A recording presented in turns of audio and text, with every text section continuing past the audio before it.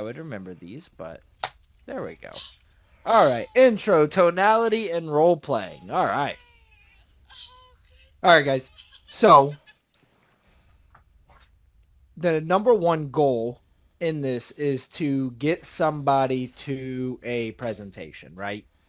That is your ultimate goal because you're never going to make sales without that.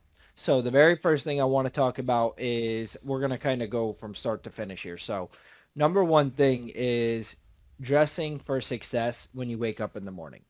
Um, this is going to help your mindset because this all kind of ties in together, okay? One thing, and I'm a superstitious type of person, but one thing that I did whenever I was on the phones is I always felt like I sold more when I wore red. Okay, that was my lucky color. Yes, Bernard, I see you. I know that sounds crazy, but I actually did sell more when I wore red. Can anybody tell me why that is? Made you more aggressive. That's a possibility. You were a Mindset. matador. You were a matador. Matador. But Nathan nailed it. It was all about mindset, Confident. right? Confidence, mindset, right? So I sold more when I wore red. And it was one just because whenever I got on the phone, I felt more confident. I felt better mentally that day than I did when I wore any other color. Okay? So that is what helped me. So when you dress nice in the morning, does everybody agree, like when you go out to like a really nice restaurant, you dress up really, really nice with your significant other or by yourself, doesn't matter. When you dress really nice, you feel a little bit better. Does everybody kind of agree with that? Okay. So when you dress for success, that mindset is there automatically. Also, when you start the day off with a win, right? Whenever you get up in the morning and you got a good night's sleep, you feel a little bit better than if you went to bed at 5 o'clock in the morning and got up at 8. Everybody agree with that statement? So you get a good night's rest. You feel a little bit better. Um, let's say you and your partner are arguing one night. The next day, you may not come to work as rejuvenated and ready to go as you would if you had a good night last night with your partner. Everybody agree with that statement? So Yep. all of these things kind of lead into this. So mindset in the morning is key to be able to have a successful day. Without the right mindset, it makes it very difficult. Okay, so do things that on a regular basis that make you feel good, and then write them down. This is a big thing. I said this before, but everybody knows what I'm talking about when I say this, I believe. Have you ever had a smell and it brought back a memory, whether it's a good memory or a bad memory? Like you just smell something and it makes you think of something, right? That feeling that you get whenever you are feeling good that day, write it down. Hey, I woke up this morning, I'm feeling ready to go. Talk to yourself on the paper. This is just stuff that helps me. I'm giving you guys tips and tricks. I might be crazy, but it helps. Um, okay. So then when you start your day, very first thing you have to do is you have to sell yourself before you sell your client. Okay, this is the biggest advice I can give everybody. You have to wholeheartedly believe in what you're selling and that it has a purpose and that you're actually benefiting people in their lives. And it takes sometimes a really bad experience for this to kind of kick in like, okay, I am doing a good service. So to kind of touch on that, Donald, if you don't mind, share exactly what just happened to you last week. Just share that what the like those 3 days on what happened last week. Well, one where he passed away. Yep. Been chasing this lady for pretty much since day one here. I can barely hear you. Can everybody else hear him okay? Or is it just me? Just barely. Nah, it's hard to hear him. Okay, job. Well, I was trying to get hold of this lady, of course, through dialer, and I talked to her one time, and she said call her back. Then I'm trying to call her, schedule it, and then actually there was other people that was trying to get hold of her also. And Can't hear you at all. I can't hear you at all. I'm Me sorry. too. I can't hear him, unfortunately. hold on. Oh, much better. It was the headset. All right, go ahead. No, how's that? Yep, much better. Better? Okay, yeah, start Okay. from the beginning. I'm sorry. Okay. Okay. Well, of course, we try to get a hold of people, on here, and I talked to her one time, and there was other agents that was also, trying to get a hold of us, talked to her in the past also. Then I just kept putting her on in my calendar, and then I finally got a hold of her I think it was last Tuesday. She said she'd been in the hospital for 3 weeks, had triple bypass surgery. She said there was no complications, and she was just getting ready to do the physical therapy. Then she said call back later because now she has a POA, and when you go through something like that, you got to have a power of attorney, and it went to her son. So I was going to call her back later that evening when her son was there.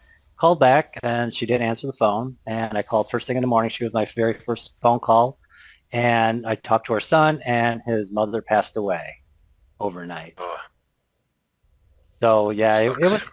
yeah, it was a little difficult, just learning that, especially, when everybody was trying to get a hold of her and, help her out and her and the family out.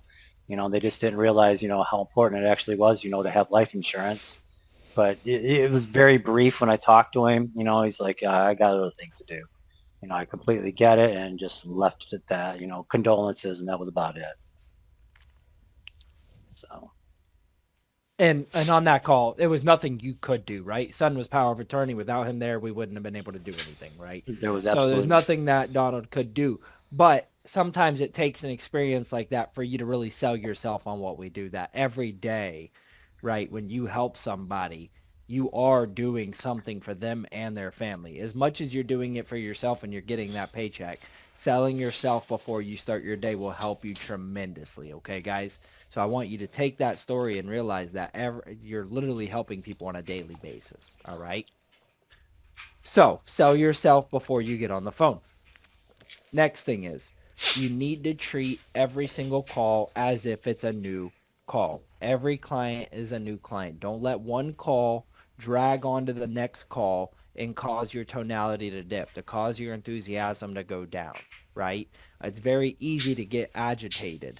Um, let's say you get on the phone with a client 45 minutes an hour and client doesn't buy, they tell you no, I'm okay with my family paying out of pocket, right? And they just pull some stupid stuff out of their butt out of nowhere, and it really aggravates you. Don't let that carry on to the next call. Let's say you're going all day and answer rate isn't the best, right? There's a lot of stuff that can happen in your day to carry from one call to the next. Everybody agree with that? Like Yep. there is so much stuff that you can get agitated at this job, and it can literally Another white. bleed into the next call. You have to hit a mental reset. When you notice yourself getting to that point where you can feel your blood boiling a little bit, it's time to go take a walk. Okay, it's time to go dance. It's time to go listen to some music. It's time to go sit down with your partner for 10 minutes and hang out, right? Um try to get your mind reset, okay?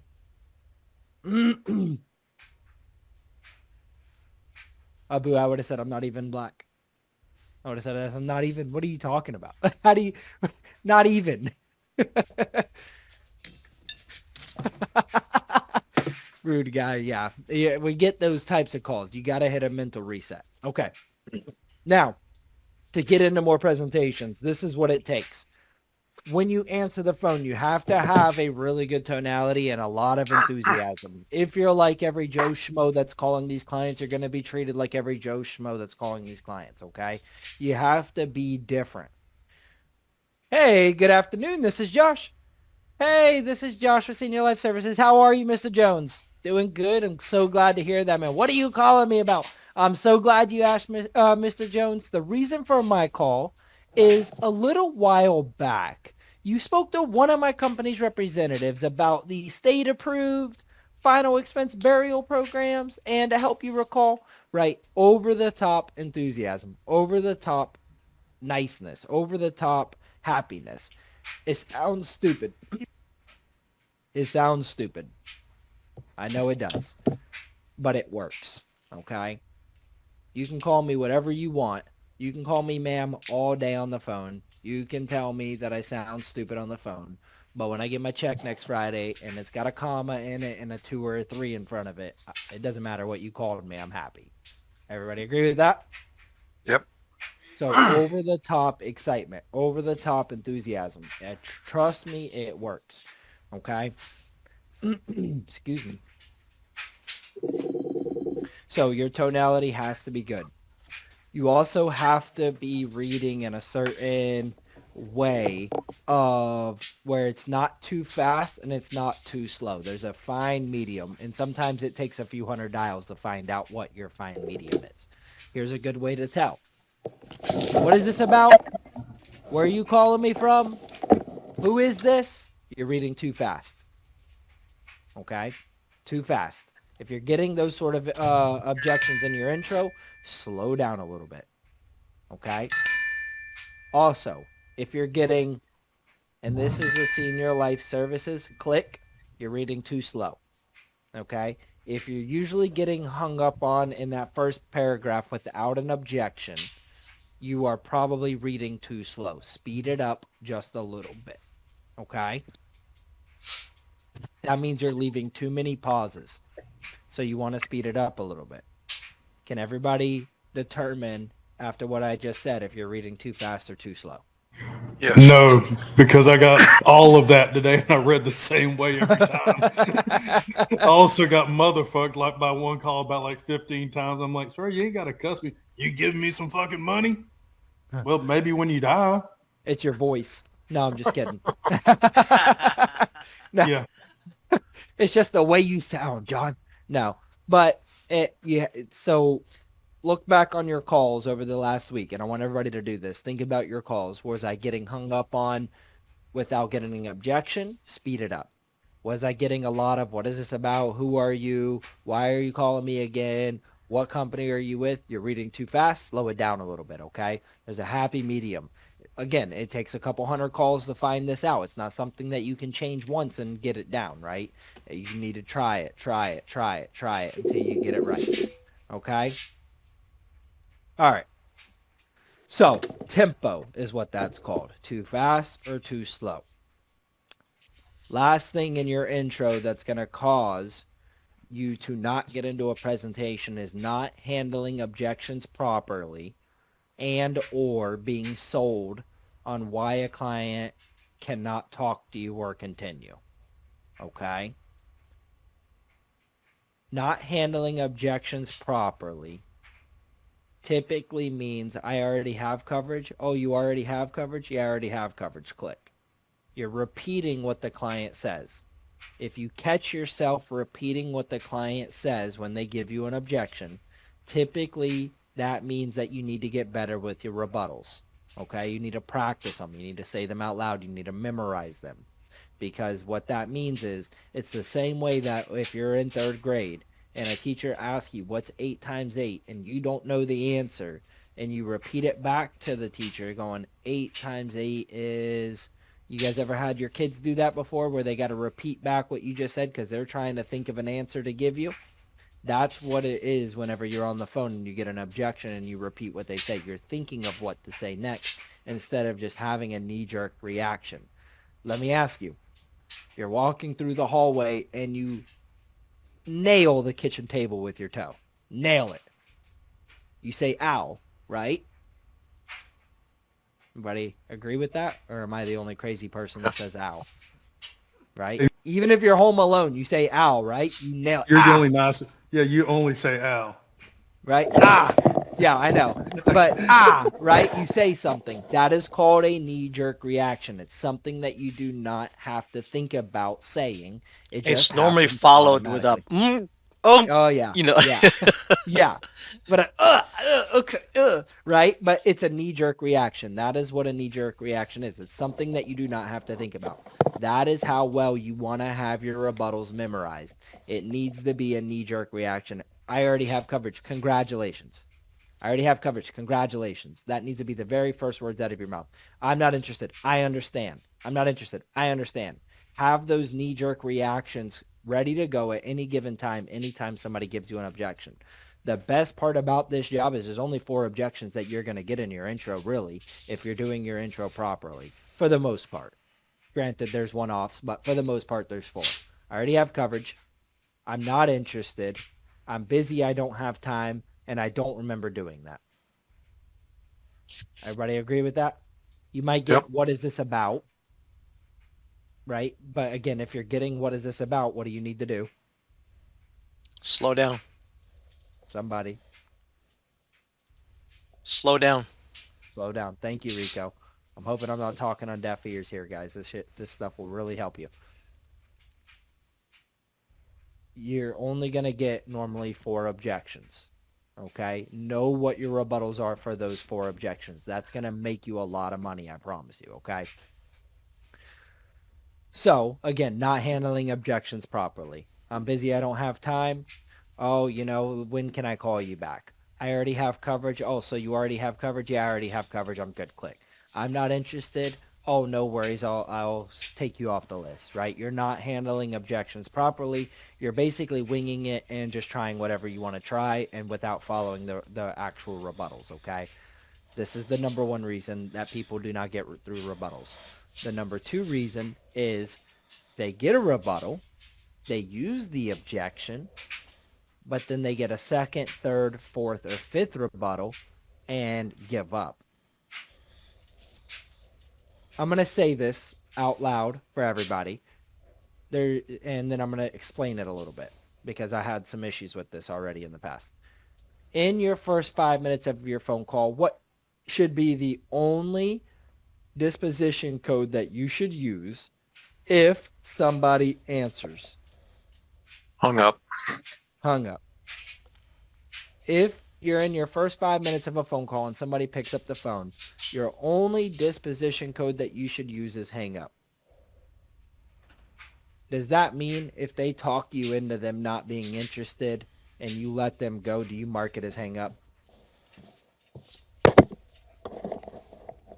No. Okay. I want to clarify this because I don't want any miscommunication.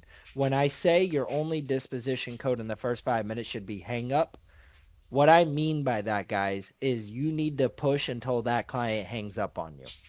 Okay? Obviously, use your disposition codes correctly. If they don't answer, put them as no voicemail. If they do answer and they tell you they're busy and you can't overcome it and you let them go, put them as, not interested or whatever the case is. But you should be pushing until they hang up on you on every single phone call. Okay? That means overcoming their objection 2 or 3 or 4 times. I'm not interested. I understand. Rebuttal, question, right into it, okay? You need to be right away with it. Proper use of rebuttals. This is how it goes. And for any new agent in here, I highly suggest writing this down. This is how it should go. Objection, rebuttal, question. Objection, rebuttal, question, objection, rebuttal, question, objection, rebuttal, question. Always a question about the beneficiary, a generic question. Okay, it doesn't need to be a name, doesn't need to be anything like very specific, just a generic question. I already have coverage. Congratulations. I would actually be surprised if you didn't, and I'm not asking you to make any changes. Most of the people I speak with do already have a policy, but they find this information really valuable. So I see here that your wife is listed as your beneficiary. Should be the one closing out your accounts, taking care of all of your final arrangements if you were to pass away. Is that right? Yes, it is, but I'm busy. I don't have time. Hey, I get it. I'm busy too. My job is just to get you this information in the shortest amount of time possible so you can make a decision whenever you're ready. How long have you been married for? Oh, I've been married for 30 years. Congratulations. But like I said, I'm not interested. I completely understand. My job is just to get you this information in the shortest amount of time possible so you can make a decision whenever you're ready. Do you guys have any children together? Right? Always a question about the beneficiary. Follow my lead? Picking up Yep. what I'm putting down? All right. So, stop. Move. Okay. Those are the key things to getting into a presentation. It all starts with the way you say hello. Okay? So this is what we're going to do. We're going to go from left to right, and I want you to, we're going to ring. Ring, ring, ring, ring. I'm going to be your client. You're going to be my agent. Let me ask you guys this. Would you rather I go left to right and everybody do it together, or break out into rooms of groups of 2 or 3 and role play it together and then come back here as soon as you're done? What would you guys prefer? Let's take a vote. Put it in the Zoom chat. Say together or breakout rooms.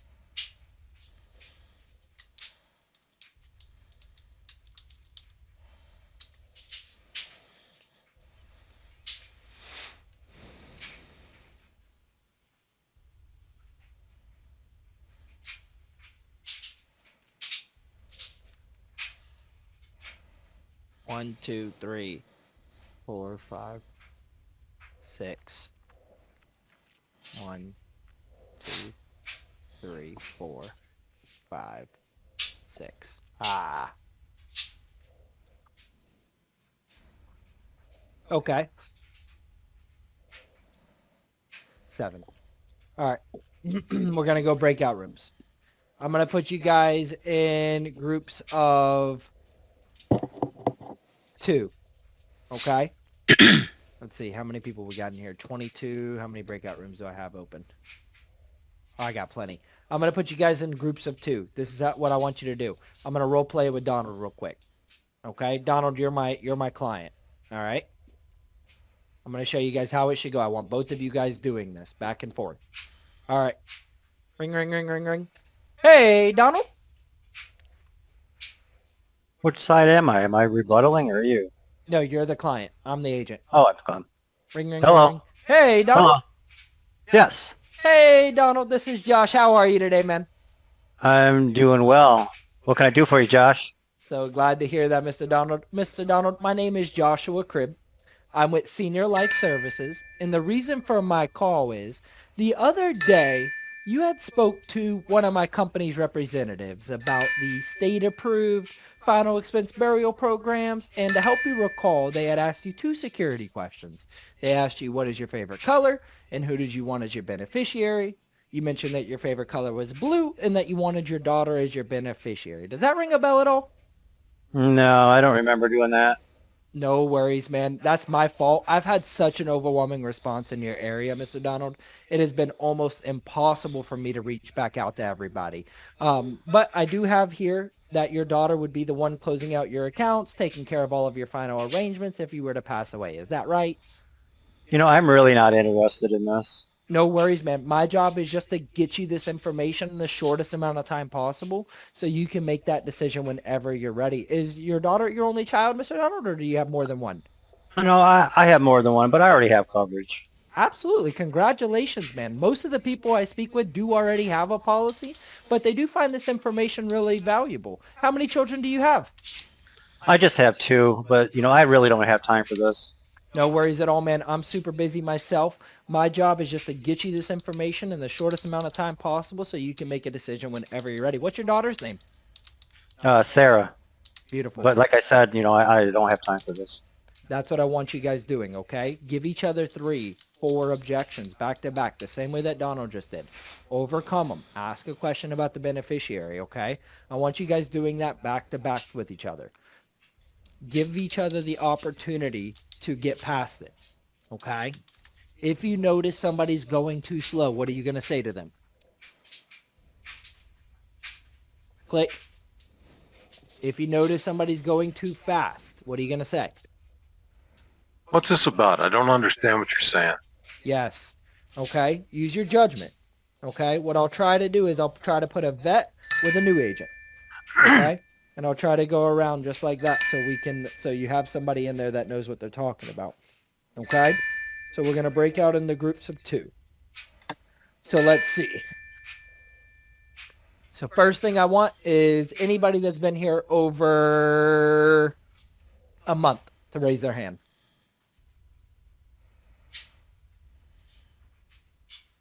Over a month, you said? Over a month. Daphne, yes, you. So Abu, I'm going to move you. Yes, role play sir. 1. Bernard, role play 2.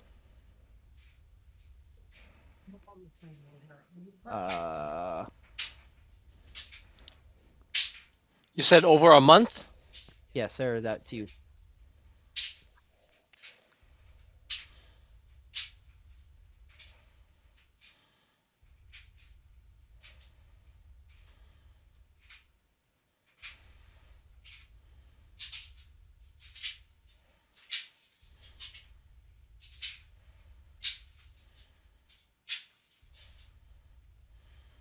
I'm not sure. I just copied Alla.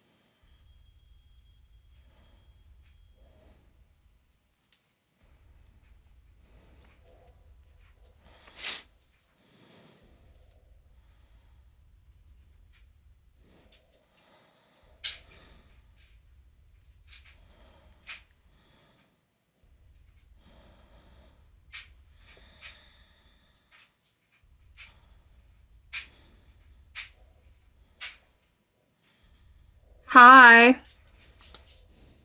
How you doing, Emma? I'm doing all right. How are you? I am well, thank you. Love to hear that. When did you start? Today. So I'm very, very fresh. Oh, good for you. How'd you Thank do? you. I think it went well. It definitely eased my nerves a little bit having reading the script and everything and shadowing. Let me ask you, do you have a computer or do you have a laptop? I have a laptop. Okay. Do you only have one screen or two? I have one, but my fiance, I'm looking at his dual screen desktop right now. It helps. Yeah, maybe I'll use it. I know he said I could, so I'm just used to this. Yeah, because I'm talking to you here, and Hmm. yeah, and I have my, the main stuff here, the SLS and all that, and but over here I have in my other screen, I have my script and all the other stuff, so I pretty much have quite a few things going. It's so much easier. I can get, I can talk, I can read, and I can just scroll up and down. It's so much easier. Right, no, that makes a lot of sense. I'll probably ask him for his password and use it There you go. tomorrow. Why not? Yeah. And then once you have it, then change the password to your own. So Yeah, I'm gonna steal it. oh man, that's funny. Hello, Maddie. Hello, how are y'all? Good. How I'm are good. you? How are you? Good. All right. Anybody want to go first, or do you want me to go first? Who wants to be my client? I'll be your client. Okay. Emma. All right. Hey, Emma. Yes, Hey, Emma. This is Rico. How you doing? I'm doing well. How are you? Good, good. Thank you for asking. I appreciate that. I don't get asked much during the day. Emma, I am with Senior Life Services, and the reason I'm calling is because the other day you actually spoke to one of our company's representatives. It was about our state-approved final expense burial program, and you mentioned that Ben is your beneficiary. We also asked you a security question, which was what your favorite color was, and you said blue. Does that ring a bell with you? No, I don't really remember doing that. Oh, okay. Oh, which is I totally understand, and it's my fault, by the way. I haven't gotten back to you any sooner. We had so many people respond in your area that it's been almost impossible for me to follow up with everyone in a timely manner. So I'm just now getting back to you, and I do apologize for that. Okay. So you also said here that you said Ben is your beneficiary. Is that correct? Yeah, but I already have coverage, you know?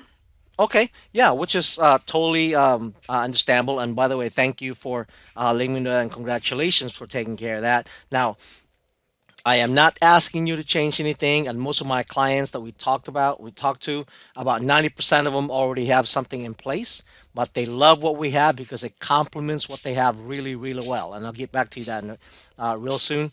Now, do you are you what's Ben? Is he married or are you married to him? What's your relationship with him? Yeah, I'm engaged to him, but I'm Oh, just really perfect. busy right now. I don't really think I have time to talk about this at the moment. Okay, yeah, I totally understand. I'm busy too. My job is just to get you all the information in the shortest amount of time possible, and you can make the decision whenever you're ready. Okay. Now, so how long have you guys been together? 3 years. 3 years. Thanks, Awesome. Josh. So who asked first, you or him? He did. Ah, there you go. Well, congratulations. When's the date? We don't have one. We're Oh, eloping. okay. There you go. Well, good for you. Well, to each his own, that's for sure.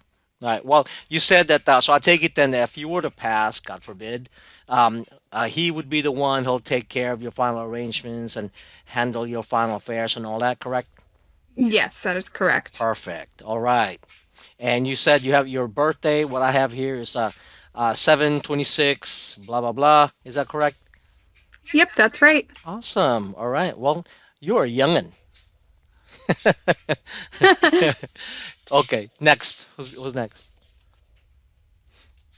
I can go next. Okay. By the way, when I do rapport building, I don't know if you guys know this or not. Have you guys heard of the word Ford?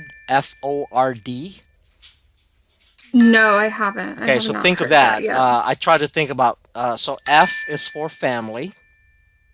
Okay. So talk about their family, however you can. O is for occupation. Talk about their work after that. Mhm. And then R is for relaxation or hobbies, so ask that. And then you don't really have to go into Ford, to D. Normally FOR normally stands for a lot, and normally by the time I get to talking about their hobby, then I go to the next part, you know. Okay. Oh, cool. You said family and then what? Family, occupation, or work.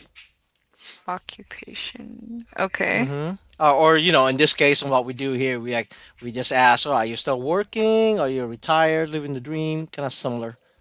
But FORD is just makes me remember those things. Oh, what's the R for? Relaxation or hobbies. So Oh, after I okay. normally like to put that in after they talk about their retirement. So when I ask, "Hey, so you retired, huh? So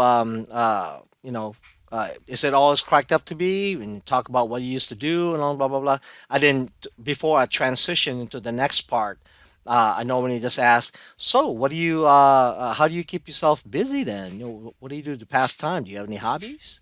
And then once they talk about that, then I can bridge to the next part. And that the R or the hobbies normally to me is to my the part where I know that I'm about to go to the next phase. Just out of curiosity, what does the D stand for? Dreams, Dreams. like dreams of what they want to do in the future, blah blah blah. But it doesn't apply much over here, so Yeah, yeah.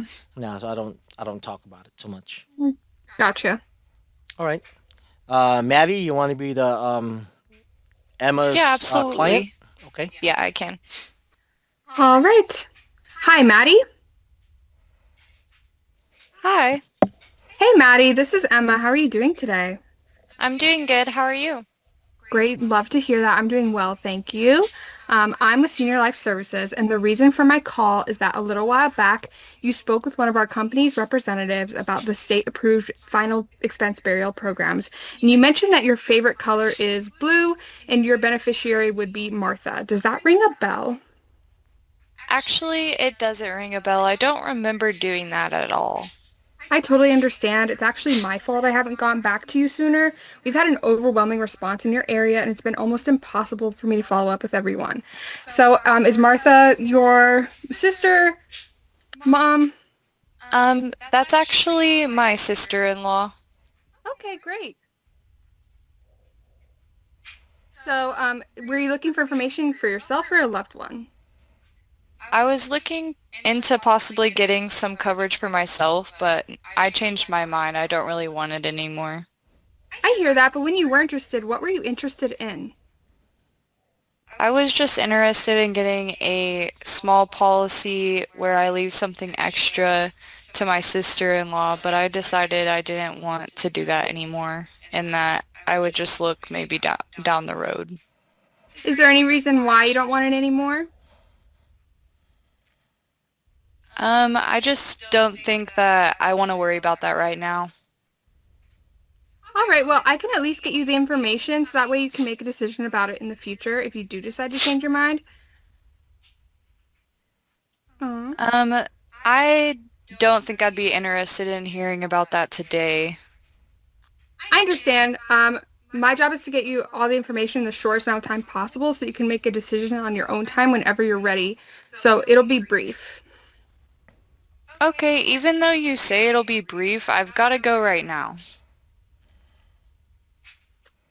Okay, yeah. So, can I just give it to you really fast? I know, I don't really know what to do whenever I get that sorry, I either. butchered that. Yeah, No, just no, just same. say yeah. That's okay. Again, my job is just to get you all the information in the shortest amount of time possible, and so you can make the decision whenever you're ready.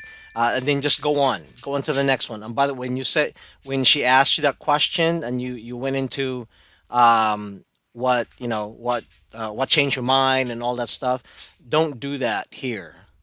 Okay. What you're inviting her to start explaining herself, so Hmm. just say that real quick and then ask the next question, beneficiary or whatever, just and then that way you're staying in your script a little bit longer. If you once you Okay. do that, if you notice it started going a little to the sideways right away, and now you're Yeah. explaining yourself, and so pretty much it's almost like the end right away, and so you're not. Hmm. That's why you're getting off. Your talk time is a little lower at that point. So just continue on, because at whatever they say at this point in the beginning, it's actually just a facade. Most of it are just Hmm. facade. They just, Yeah, they just I, want to get off the yeah, phone. I'm doing something. You're bothering me, and it's just I'll just say whatever, right? And so just go on, just say whatever is here, and then go on to the next question, and then Hmm. that way you'll stay, you stay on track. And then once you get to a point like after the beneficiary, you can go back and just talk about the fact finding what we have, after the beneficiary. Oh, and by the way, let me just tell you a little bit about our plans. At that point, they can say something again, but at least you're in there longer. You know what I mean? Hmm. Yeah. Okay. Cool. Yeah, sounds good. All right. Perfect. Your turn, Maddie. Okay. I'll be your client. Okay. Good. I mean, this is definitely where I struggle the most, I feel like, is the rebuttals, so. Okay. Just read it over and over and over again. Yeah. Yeah, and then just exactly what he says right here, and then just make sure that you know exactly what questions to ask afterwards. Like if it's a wife, how long have you been married? Any kids? If it's a daughter, oh, what's her name? Any other kids besides that? And that would apply to the son also. You know what I mean? Things like that. Okay. And then if it's the wife or whatever, and hey, any other kids, or do you have guys have any kids together? How old are they? Things like that. And Yeah, and and just and start asking about the family. yeah, yeah. And just if imagine talking to a friend, right? And you haven't seen him in a while, and it's like, hey, so yeah, I got married. Like that. Oh, really? When? You know what I mean? When you meet somebody, Yeah. you haven't seen them in a while, so just Yeah. just just act like Okay. that. Okay. So, um, let's see. Hi, is this Mr. Castillo? This is he. Who's this? Hi, my name is Maddie. I'm with Senior Life Services. How are you today? I'm good, Maddie. How are you? What's this about? Good. I'm doing good as well. So, like I said, I'm with Senior Life Services, and Okay. the reason that I'm giving you a call today is it looks like a little while back you spoke with one of our company's representatives about getting some information about our state-approved final expense programs, and you mentioned your favorite color is red and that your beneficiary would be your daughter. Does that ring a bell? Yeah, vaguely. I remember talking about um somebody about that. Yeah. How long ago was that? Okay. Um, I will say I can see that it's only been a little bit since you last spoke with one of our representatives. So we did speak with you a little bit about a week and a half ago. Okay. Okay. Okay. Well, So, I actually don't remember much, but yeah, and I okay. already have a policy. Is this what it's all about? Um, a policy with us? I don't think it's with you guys, but I have insurance. Okay. So, I mean, think you would know if it was with us, so I assume it was with someone else. And it's okay if you don't remember though. I understand it's possible that it's been a minute, so and that's my fault that we haven't been able to get back to you sooner. We've had an overwhelming response in your area and it's been almost impossible to follow up with everyone. So, I know you said that you had another policy. Um, is that with the same person that I mentioned as your beneficiary? Yeah, yeah, Okay. Okay. yeah. So was that recent? Um, I'm sorry, Maddie. I'm really not interested at this point. I already have a policy, so. Okay, I hear you. And so at least a little while back you were interested. Can I ask you what made you change your mind? Um, yeah, at that point, I thought about adding maybe to it, but I think that's enough. I have other I do have some cash in the bank, and I Okay. and I own my I'm house, glad. so I can Okay. she's my beneficiary. She gets everything that I have. So Okay, so I'm glad to hear that you've got your ducks in a row and everything. So, your daughter, how old is she? Can I ask that? yeah, 37. 37. Okay. So she's not super young. Okay. No. And I know you're saying, you've got this other policy. So may I ask, does it cover all of your expenses? At this point, I have money for that. The policy that I have really just takes care of my burial. Okay.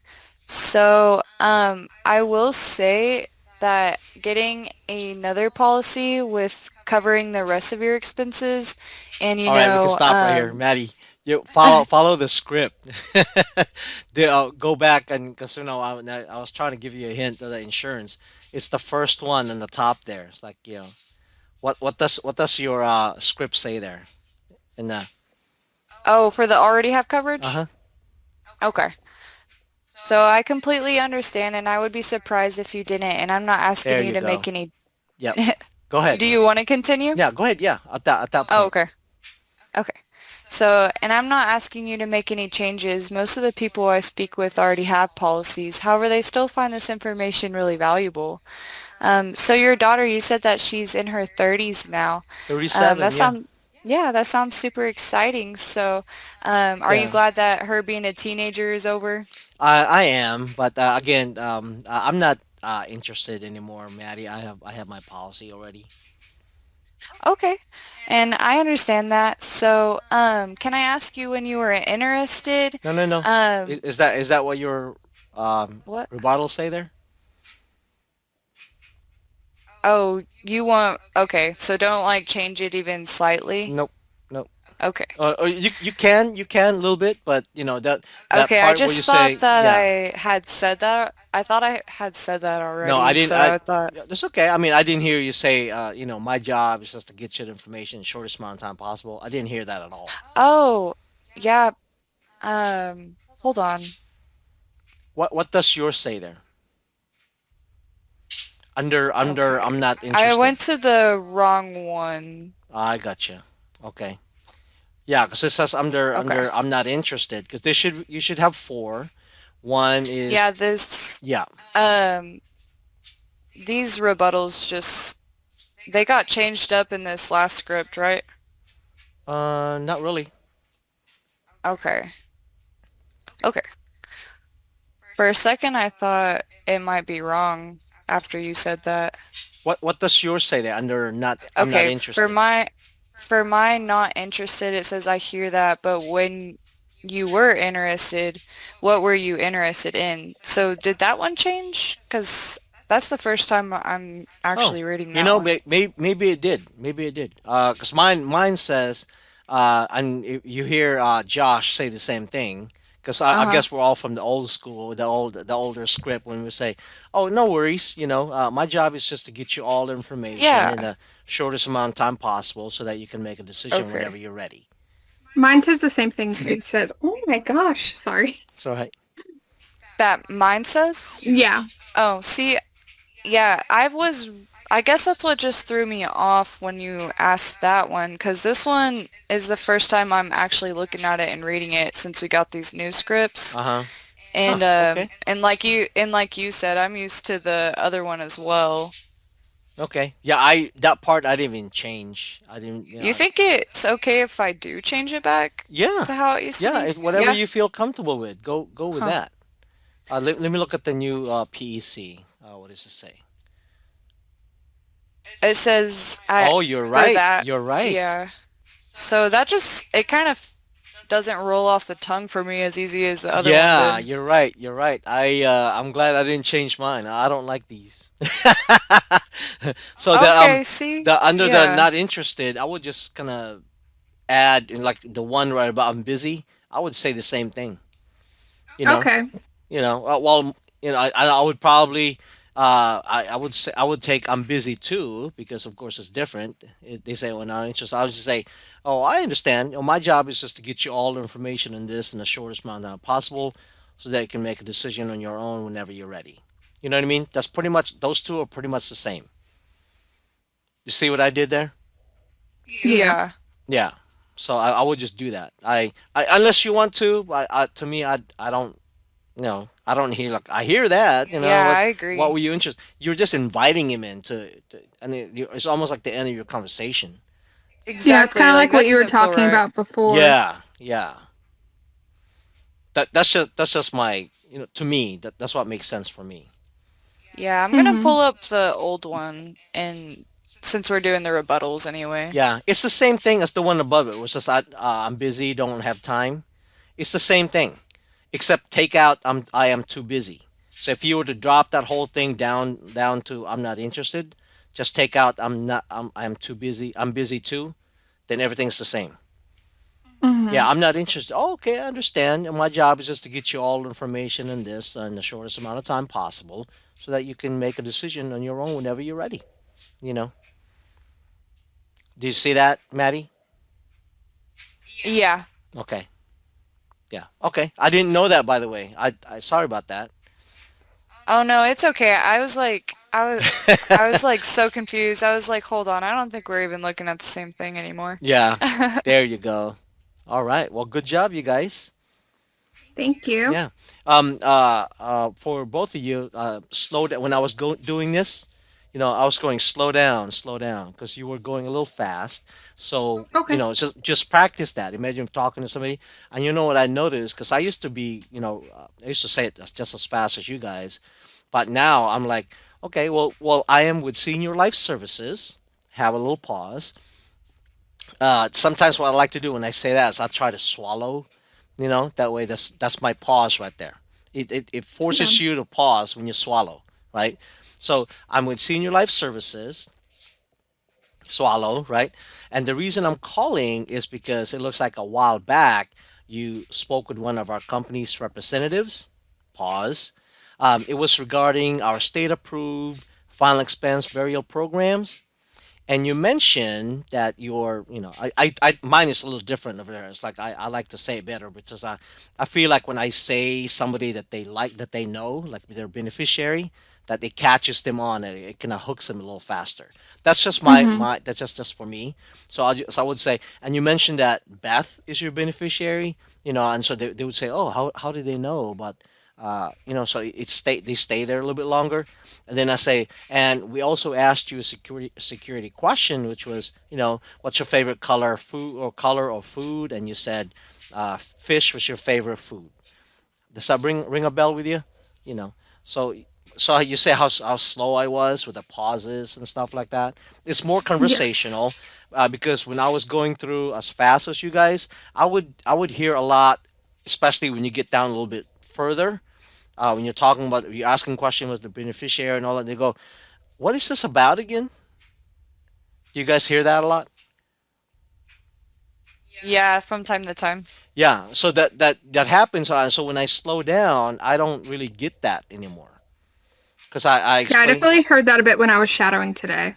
Yeah, Yeah, when you'll hear that when they're going too fast. So when you slow down and you emphasize, okay, this is a, or you can sometimes they still do ask because they don't understand what a final expense burial is. So when I go Mhm. back, I say, yeah, you talk to somebody in our marketing department about our state-approved final expense burial insurance programs. At that point, then that gets through. Does that make sense? Mhm. Okay, perfect. Yeah, you kind of like build like some trust with them if you're not like counting on them so hard and you give them like a little bit of space. Correct. Yeah, that because when we're going too fast, they feel like you're a huckster. You know. Hmm. So Yeah. so that's why when you slow down and it's like you're really making sure that they hear what you're trying to say, right? So to me, I'm just saying what has worked for me. You know, Mhm. like today, I only had 15 calls and I got almost 5 hours in. You know, Wow. yeah. So um, I, Can I ask how long you've been here at I SOS? started February 24th. So what's Nice. that? A little over 3 months? Wow. Yeah. That's crazy. And Yeah, you're look at you already go. so successful. I wouldn't say I'm that successful. I've had so many things happen in my life lately, so I haven't been able to stay on the phone as much as I like. Because I used Right. to I used to make calls like 25 to 30 hours a week consistently, and then I just have some personal things I had to take care of. One, that Mhm. broke my heart when I saw your dog because we just let our 10-year-old German Shepherd Oh, go this Saturday. So I'm so Oh, I'm sorry to hear that. sorry. That's I so know. sad. My wife and I were just bawling, you I know. can only imagine. I would hate to. I have 3 dogs and I would Oh hate to lose no. one of them. I have Yeah, three Yeah. too, and it's just it would break my heart, and I can imagine how difficult that was. I actually yeah. worked with dogs for a long time, You did. so. Me too. Yeah, there you go. Oh, heck yeah. All right, we're all animal lovers. I love it. Oh And yeah. by the way, use this when you're talking with them. When they Mhm. have dogs or whatever, tell them. Yeah. Tell them. It really hooks them up. And then when you're talking to Okay. them, listen. Let them talk. And then so are you guys familiar with your tone of voice? Yeah. Yeah. So when you're talking to them and they say something and you go, there's a difference when you go, "Oh, I'm sorry." So instead of that, what if you were to say, "I'm sorry"? Can you tell the difference? Yeah, Yeah. I Yeah. can. Yeah. So that's how you say that. You slow down. I'm sorry, you know? And so they were like, oh, this guy cares, or this person Yeah. cares. Yeah. So, Yeah, and that's one of the things that towards the end of my sales, like when I do get sales, like towards the end they're like, "Oh, like I went for this sale because, you were like so genuine and yeah. nice and Yeah. There you go. Good for you. Yeah. You're doing good. You're doing good, Nice. Maddie. oh, thank you. I'm trying. Yeah. Very good. All right. So we go back. We shall. All right. Good job, guys. Thank you, Rico. Thank You My you. got a lot pleasure. of good advice. Thank Yeah, you. thank you. I appreciate it. Yeah. Let me know if I can ever help you guys. Okay. You can always Okay. ask later. Thank you. You're welcome. Thank you. Uh huh.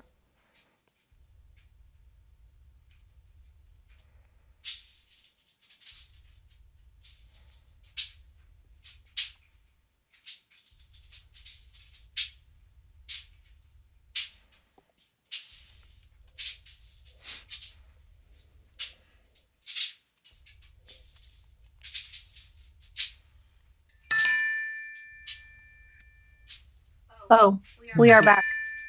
Damn, we just snatched us out of there like the Matrix. I was, I I thought was I having was a good convo. I I was was in the having a good middle of a convo. call. Like that. Doing some venting.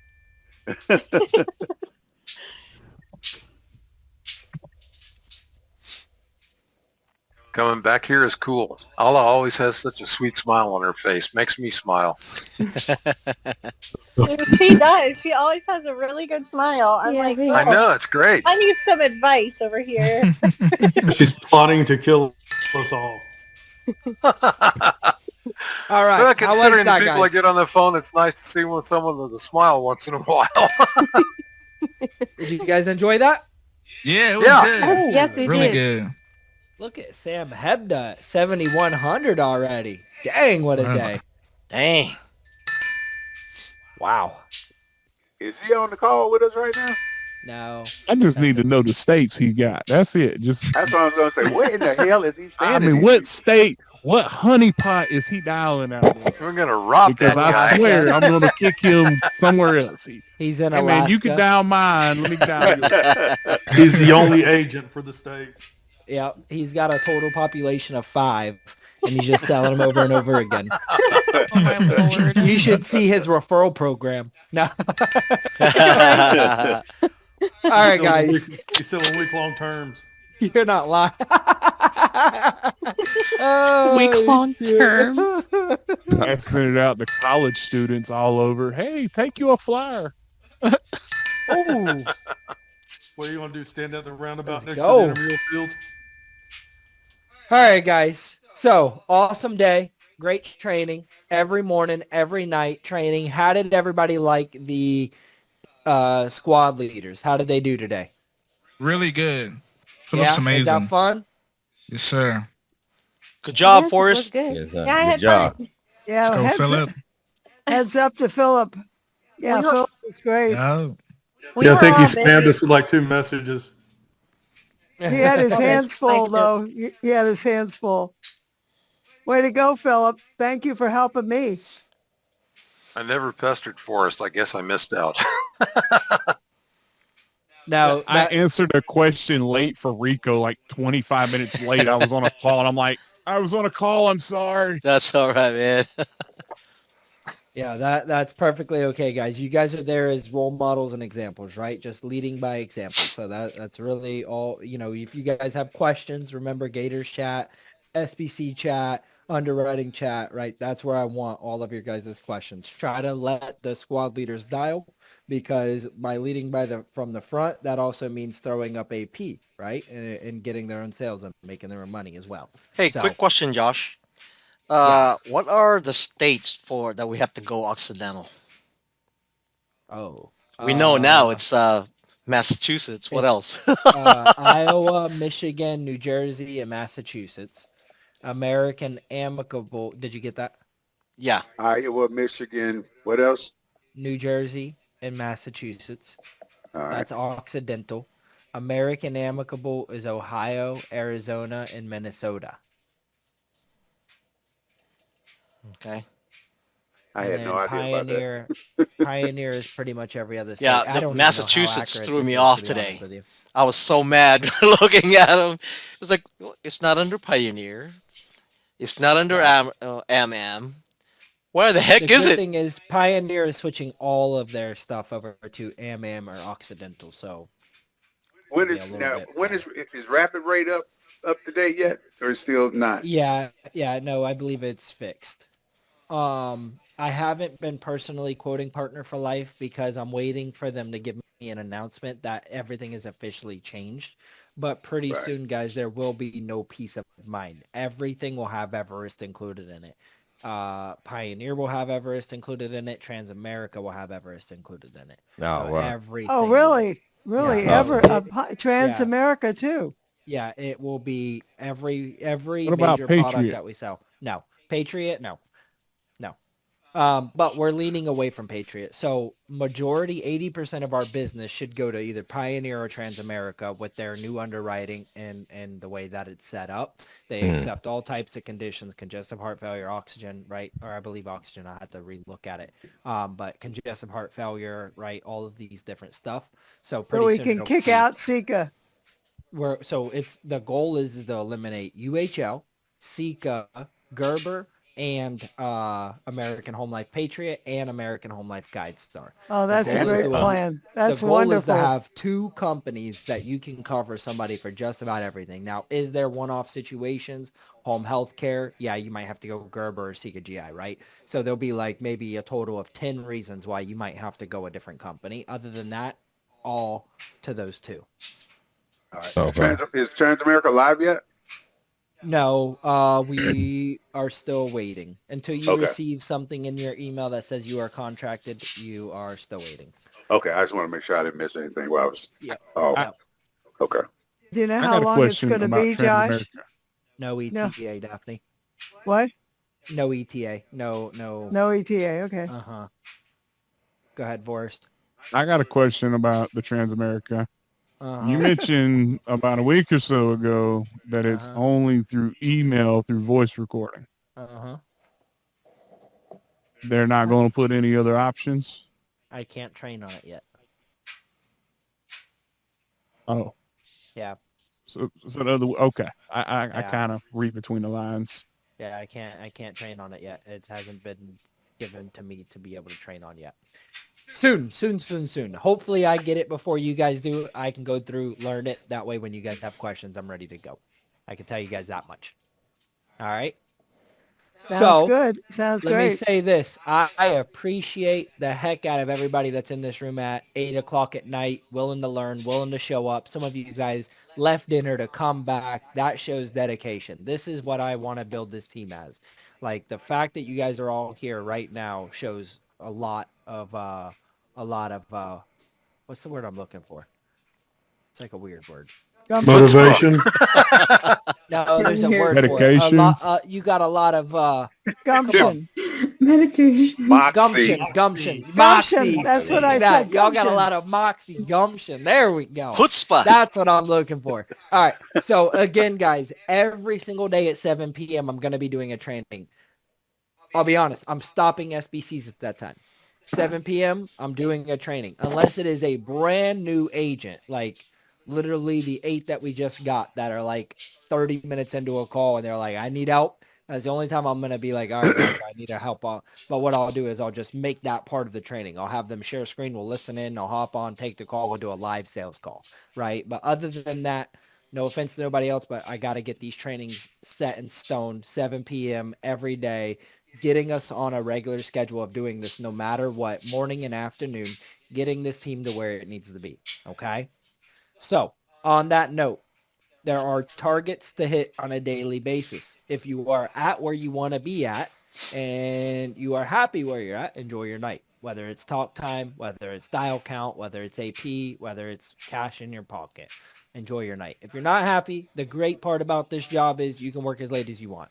Personally, when I used to work until midnight, but I also was 2 months behind on all my bills, so I really didn't have a choice but to work until midnight. It really wasn't an option. So everybody's in a different situation. So if you're in a situation where you can go off, enjoy. If you're in a situation where you need to be on, I'm here with you. Let's go. I will be putting my son to bed here in a minute, but I'm always available. My phone is on me. Oh, and there goes Darbon with a massive sale. Let's go. Let's go. Man, don't do that. You could have kept me in the shadows. Oh, no. Shine the light. Hold on. I'm going to do like Ashton was doing to me. I don't know who was in the breakout room with me, but Ashton's doing this number to me. Oh, come on. He's like, here, Dad, here. And My dog. I'm over here like this, like telling a scary story. Come on. That's adorable. I'm on the SBC call like this, like, come on, please stop. I just need to lift my mic up for just a second. Oh, man, what a good time. All right, guys. Reminds me of the Sandlot movie. All right. I wonder if anybody's seen it. Thank you guys for showing up. If you Thank need me, I'm you. here. You got my Thank you, cell phone Josh. number. Appreciate I'm gonna you. keep the Zoom on. Yeah. I'll be here. Thank you. Thank you, Thank you Josh. so much. All right, Thank bye, you. y'all. Josh, thank Thank you. you. Have a good night. All right, bye.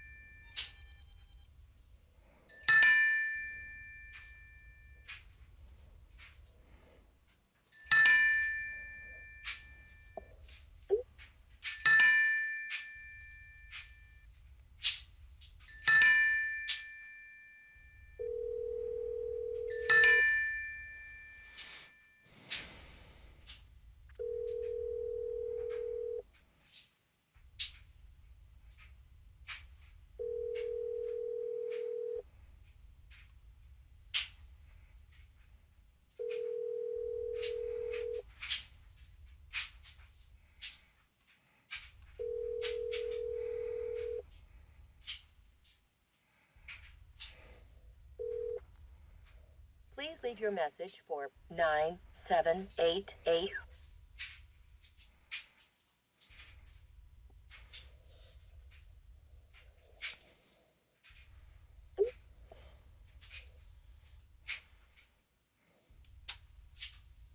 National training. So for those that are leaving, let's get you out of here with a no excuses, only results count in 5, 4, 3, 2, 1.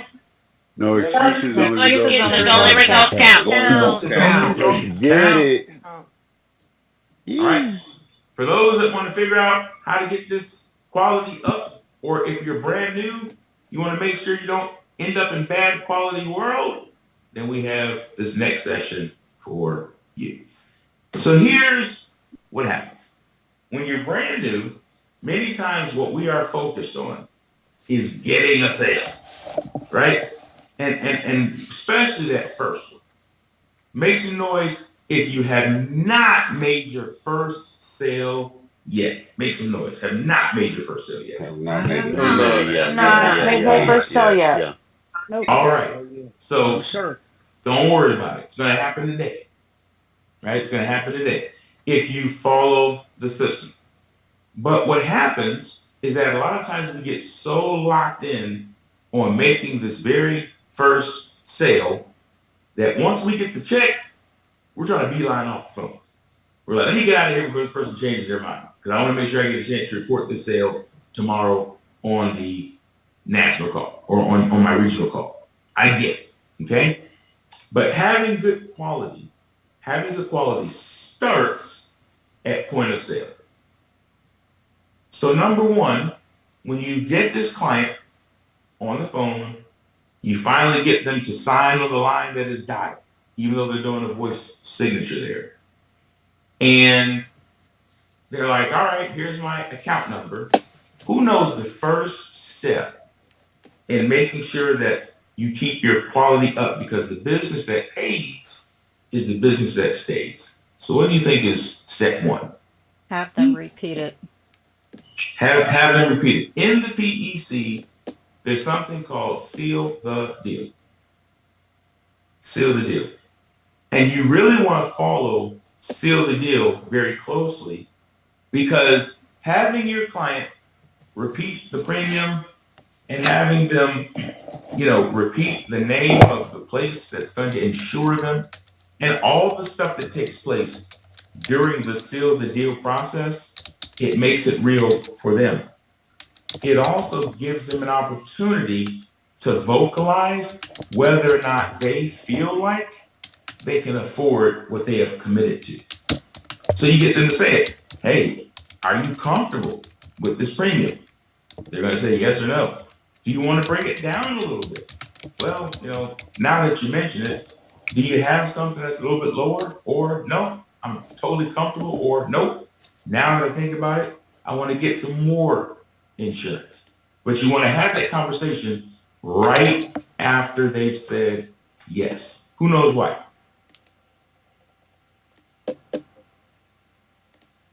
Because they're less likely to cancel? They're less likely to cancel. And if they have doubts and you get off that phone really fast, the only thing they can do with their doubts is either scare themselves to death all night or voice those doubts to a loved one. Right? So if you leave a client alone with their doubts, they either obsess all night about it.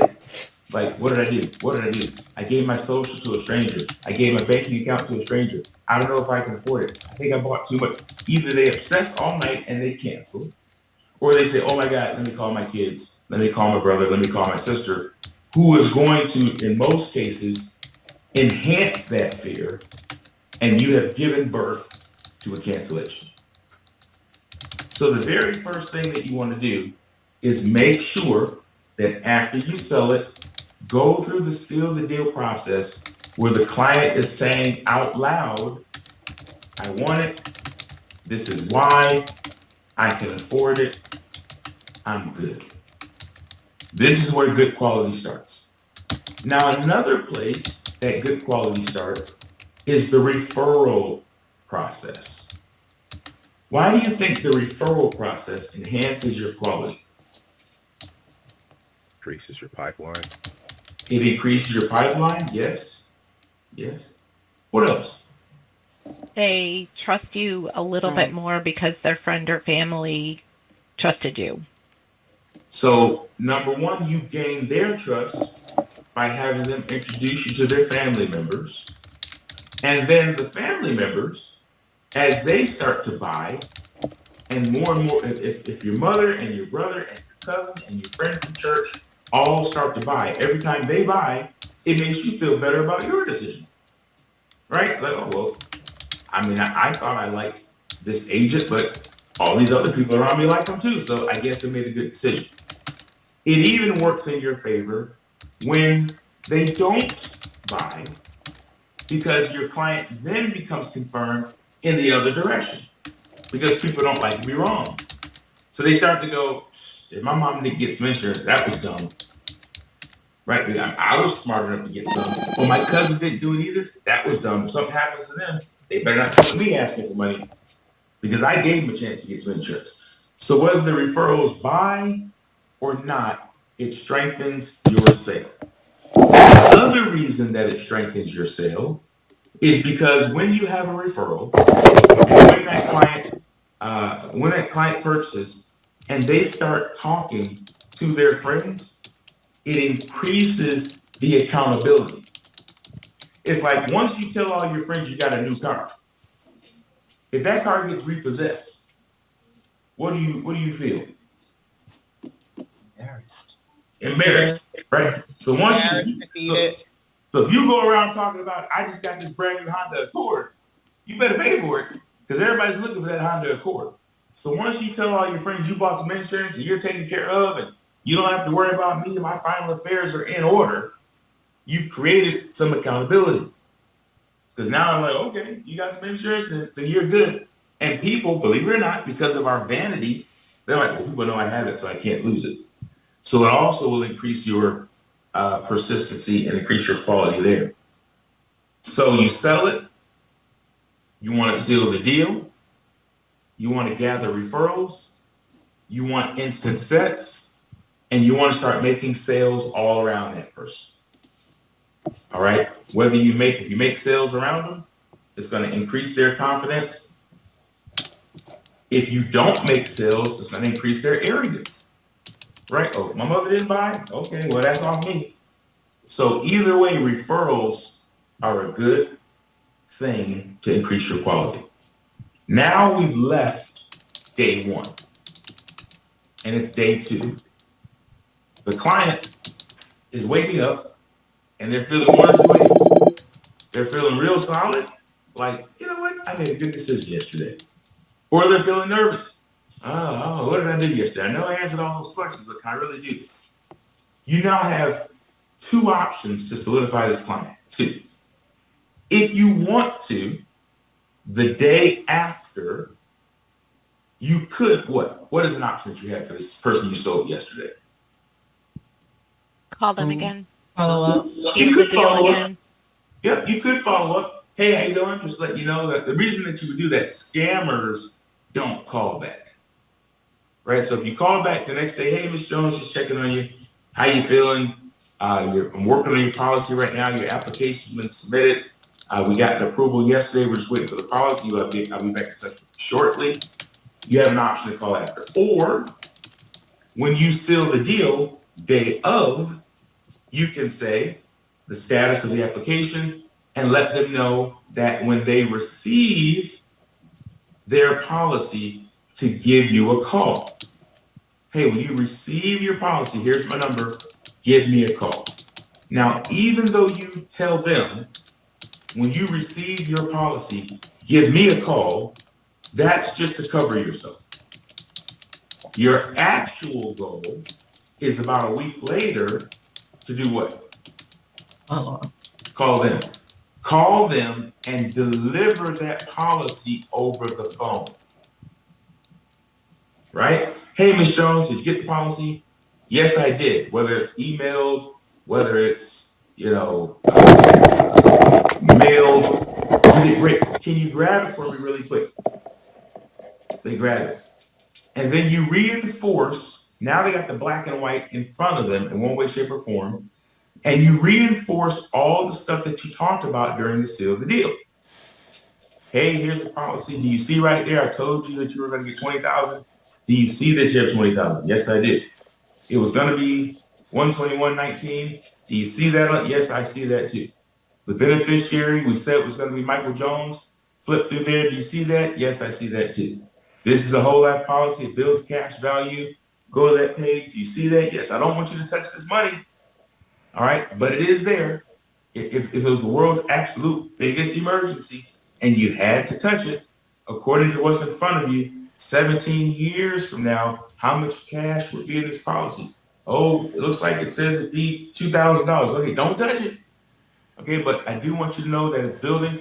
So you walk through the policy with them. You get them all excited again about the policy. If it's income replacement, you talk about that. If it has the concierge, the funeral concierge, you talk through that. Hey, here's the benefits of it. Which one of your kids are you going to get to help you put this together? Put together your pictures and your passwords and your personal information. Probably my youngest son. Okay, great. Call me back when you get that done. I like to know my clients have it taken care of. Call me back when you've got your vault all filled out and all this good stuff. Now, after you deliver that policy over the phone and you talk about the vault and all this other good stuff, what do you think is a really good time to try again? Referrals. Asking for referrals. Referrals, or if you already have referrals, now your client's comfortable. They know for sure you're not a scam. They got a policy in their hands. Do you think they're more or less likely to put their sister on the phone with you right now, or their brother, or their cousin, or their friend from church? Do you think they're more or less likely to do that now that they're holding a real policy in their hands? More likely. More likely. So you really don't lose time with a policy delivery. Oh my God, that's 15 minutes I'll never get back delivering that policy. No. When you deliver the policy, you solidify the sale that you have, and you can reduce your dial time while increasing your talk time, because you can have that client put you on the phone with the next person to talk to. Everybody got that? So delivering policies doesn't waste your time. Man, the time I spent delivering this policy, I could have been selling somebody else. Rookie mistake. Delivering policies makes money and makes time. Somebody said they called the referrals yesterday and they all hated the person who referred them and hung up on them. That is called the exception. All right, so I'm sorry that happened to you. That was terrible. But that's called well, put it like this. Right now, I hope you know who likes you. And if you can't get, if we can't give referrals of people who like us, we are deluded. All right, so make sure that you repair those relationships. But most of us know who like, and most of your clients are going to know who like them as well. And you don't have to like them to buy insurance either. So you're going to have a referral horror story. I'm sorry that happened to Michael DeLong. You're going to have a referral horror story where it just all goes bad. Please don't think that because one or two times it goes wrong with a referral, don't think referrals are bad. Don't make that mistake, because I made my whole career off of referrals. Okay, so referrals are going to solidify your business. Seal the deal is going to solidify your business, and it's going to make you more efficient because you're going to have people introducing you to their family members so that your talk time goes up and your dial time goes down. Before we move forward, Aretha Best had a question, and so did Rico Costello, so we're going to start with Aretha. Morning, Henry. My question is that virtual policy delivery script in SLS Connect, do we follow that? I just skimmed over it a little bit. Do we follow a week later after we call them, or that day after? So the thing about, like, for example, Transamerica is going to Once you get that, they're going to email the policy almost instantaneously. So in that case, you can do it right away. American Amicable is going to mail the policy, and the person might not get it for another, for 3 to 5 days. So it's going to kind of depend on the carrier. But anybody, in just about any scenario, and then also you got some other factors like people like Sika, they won't send the policy out until after it's already drafted. So, you sell the policy this week, the client says, I don't want to pay till 2 weeks from now. They're not going to, and they'll send it out same day that you wrote it. Sika won't send it out till, a week after the payment comes out. So you'll kind of learn the delivery cycle for the carriers and then follow that. Rico had a question. Hey, Henry. Question: do we get a copy, or can we get a copy of their policy so we can review it with them? How do we do that, or do we just go by what we already know that they're getting, which is, they're getting a whole life policy? So you'll be looking in the portal to see a copy of the policy that they're holding in their hand. You'll be looking in the portal of the carrier. Oh, okay, I got you. All right, Stanley, did you have a question, or just hand up from before? You talking to me, Mr. Henry? I saw your hand up. Is that just from before? No. I was just thinking. I'm listening to everything you're saying because, even though I've been here a while, I'm still interested in quality. So. All right. Well, you got that hand up, so that's why I called it. I didn't know if I had a. No, it was up by mistake. I'm sorry. No problem. If you flinch, Stanley, I want to hear what Stanley's got to say. So I thought you might have had a comment. Well, I know this is a good conversation. All right. So we got Chris Reese and then Josh Villarreal. Chris, did you have a question or a comment, or is that hand up from before? Well, it was both. But anyways, a question on this one. What would you suggest would be good wording to ask them, hey, let's get so-and-so on the phone? Because I struggle with that when I do say it, so my wording's probably not as good as it should be. Understood. So to avoid me teaching a whole other class on it, to give you an immediate answer, follow what's already in the PEC. That'll give you the verbiage. If you go in there and grab the section that talks about getting them on the phone, borrow those words exactly for now. All right. And the easiest way to do it is when you're trying to show them how to get the prize, and you say, let me show you how it works, is the same as telling them how to get somebody on the phone because they're following your guidance. Hey, Mr. Chris, let me show you how it works. Do me a favor. Who's the person that you think needs insurance the most? Who's the person you think needs insurance the least? Okay, your sister needs it the most? Do me a favor. Let's get on the phone right quick. That's the type of verbiage that's in that section. So I would recommend read that. Everything after the sale, the Seal the Deal game show, it's got a bunch of verbiage back there you can use. Yeah, I guess I just don't sound good enough maybe it's just confidence with saying that, because when I've tried it, Well, Does that make sense? It makes sense because the whole game show referral is unnatural, right? Especially when you do it for the very first time because it's not your words. So a lot of times, as quirky as we sounded doing the PEC the first 10 times, is as quirky as we sound doing game show and instant sets the first 10 times. The difference is we get over it with the PEC because hey, this might sound weird or feel weird, but I gotta do this because I gotta get paid. When it comes to the game show, we're like, hey, this is quirky and I can kind of skip it because I already got the check. So what you want to do is push past the weirdness, the embarrassment, the quirkiness, the awkwardness. Push past it until you've done that 100 times. You've done the PEC 1,000 times. You've probably done referrals 15 times, if that. And it was like, this is weird. I'm just skipping it. But you got to push through it until you've done that 100 times, and then it'll feel more natural to you. Does that make sense? Yes, I'm going to make that a goal. Yes, and the thing is, do it whether they buy or not. Because everybody, if you think about it, we should all have more practice at the game show and the referrals than we have at making a sale, because you're going to have more no's than yeses. So if you practice getting referrals in instant sets for your sales and your non-sales, you're going to get more practice at that, and you'll be even better at getting referrals than you are at sales. All right, watch those mute buttons for me, everybody. Carlos Morgan had a question. Oh, I'm sorry. Sir, yes, sir. Good day. Good day. When it comes to the game show, at times, and I'll put myself on blast with this, I'll have someone, who's elderly, who's been on the phone for a while, and they're getting kind of fatigued. So I won't skip it, but I will kind of rush through it and basically go straight to, if you know anybody, we'll give you $500 up to $5,000. Who do you know?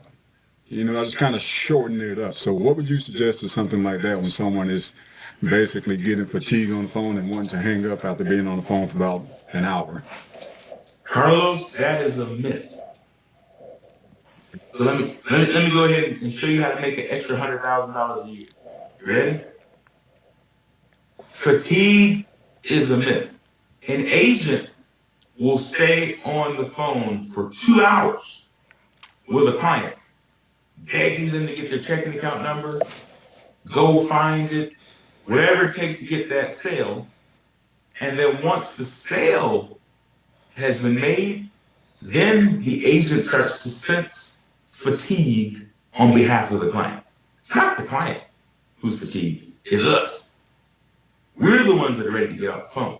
That extra 15 minutes doesn't, if you've been on the phone for an hour, 2 hours, trying to do everything in your level mind to get this client to buy, that extra 15 minutes for the game show, they can care less. They've already been on there for 2 hours. And they're the ones that have something to gain. They're the ones that are going to get some free insurance. So they're willing to spend the extra 15 minutes. It's really us. So my advice to you would be the same patience that you have, begging them to buy, develop that same patience waiting for your referrals. And when you will fight for a referral, the same way you'll fight for a sale, you'll double your income. Because every 6 referrals that you call is a sale. All right, Josh Villarreal. Yes, good morning. I just wanted to, if we go back to the policy delivery, you could always go to the portal, but the home office is working on adding a sample policy to every carrier under the additional documents. So there's a few copies of sample policies that you could find under the links going to each carrier. It'll say sample policy that you can just follow along. Very good. In the case that you can't access one, or you call a client, they haven't had their policy, the policy hasn't issued yet, or you can't see it, sample policy is great. Misha, you need to start singing during your PET if you got people falling asleep. I don't wake them up. No, I'm just joking. But the thing is, I'm just joking with Misha. I'm a rapper now. I'm a rapper. I'm rapping K. Hey, drop some bars. That'll wake up. All right. But yeah, listen. Yeah, you're gonna have an 82-year-old that is sleepy. Everybody, yes. You're gonna have that person who's like, I just want to get off the phone. I understand that. The thing is, if you ask for referrals 100 times, if you talk to 100 people and you ask for referrals 100 times, you're gonna have some weird ones in there. Somebody fell asleep. Somebody hangs up on you. Somebody says that, call my brother. You call the brother hates him. Great. Let's say 20 crazy things happen. Of the 80 that something crazy doesn't happen though, if you just average one referral, somebody gave you 10, somebody gave you 3, somebody gave you 0, but you average one referral from the 80 out of 100 times you tried to do it, how many sales is that? Right? Because every 6 referrals is a sale, so all of a sudden you picked up another 12 sales in that week, in addition to what you have, right? So, trust me, I've been doing this. You cannot lose. You get good at policy reviews, still in the deal, and referrals, you're going to make a bunch of money both on the front and the back. Do you need 100? Yes, so I'm kind of like Chris too. A lack of confidence with doing that, asking for the referral too. But the other thing, when it's not a sale and you want to do the game show, in order for them to get the accident insurance, you need the social security number. So if you haven't made a sale, and sometimes you get to the PEC, sometimes you don't, but you're going to ask for the referral, do the game show, how do you, so that's where I hesitate, because I'm like, I haven't made a sale, how am I going to ask for their social security number? Don't hesitate. You're giving them free insurance. So all the rules of insurance still apply. They've already given you the referral. If they don't want to give you their social, who loses out? They do. They do, which is unfortunate, but I can't give you free insurance if you won't give you social, because if you die, your family still has to collect money. It's an actual policy, right? Yes. So that would just be their bad. But you still got the referral. Oh, Ms. Jones, I'm so sorry.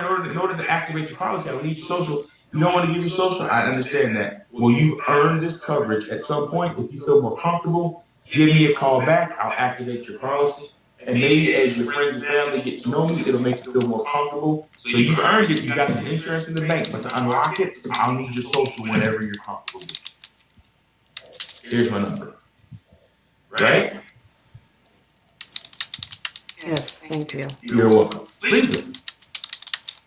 I just wanted to know that when you do this, and so I can get used to it, because everybody's talking about seal the deal and all this, but how do you actually give them that 500?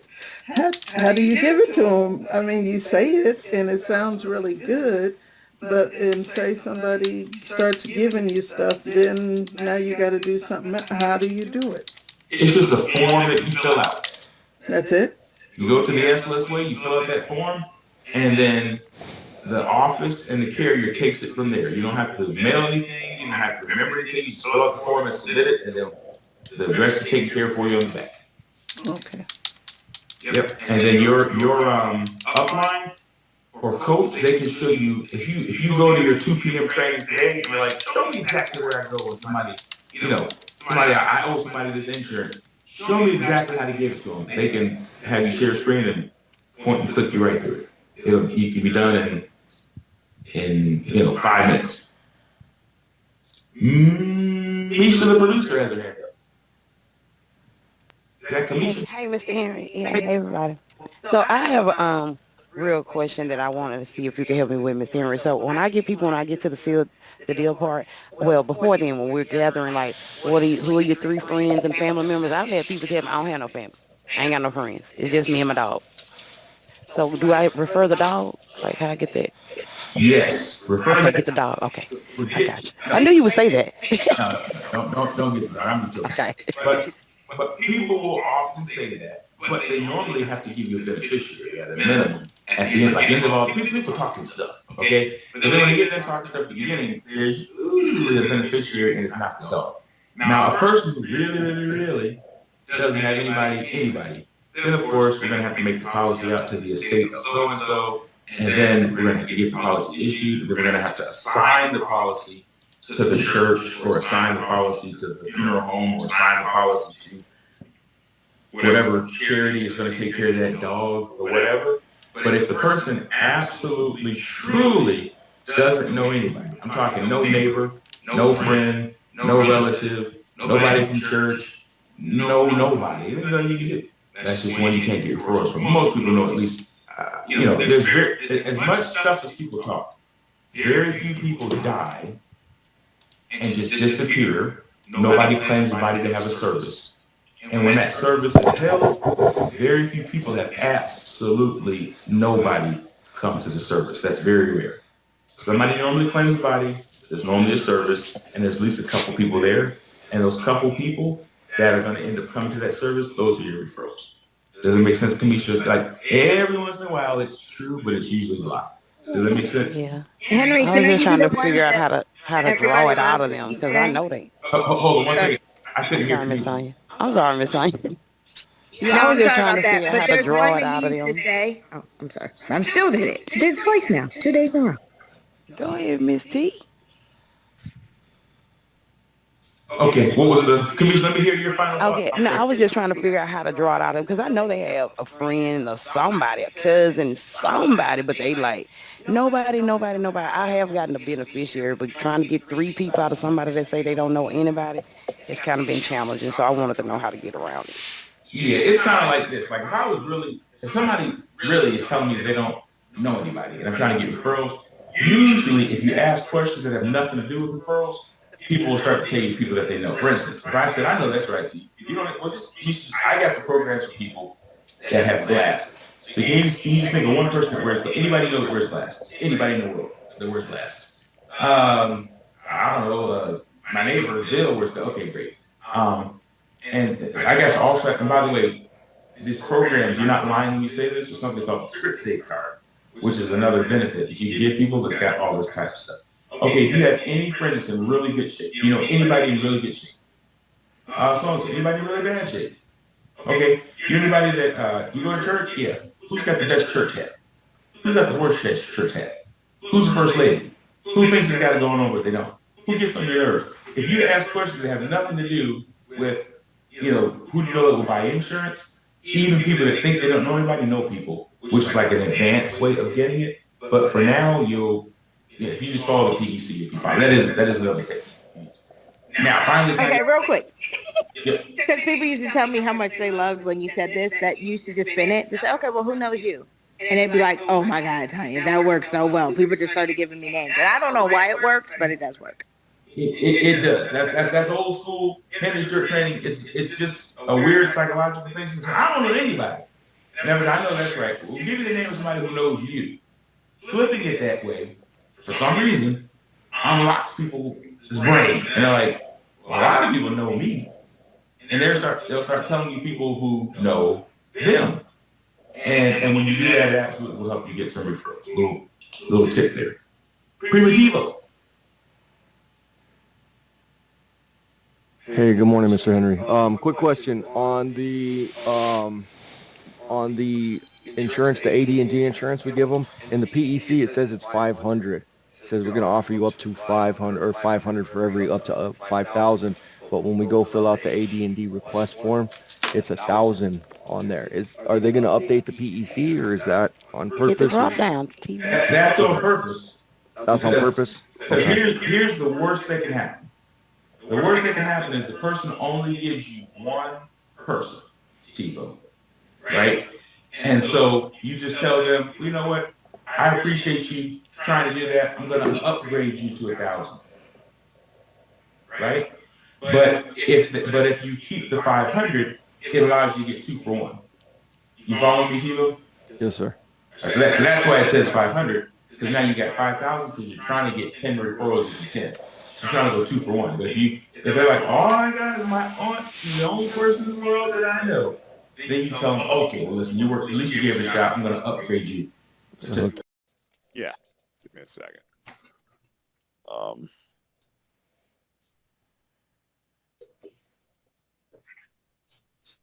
Give me a second.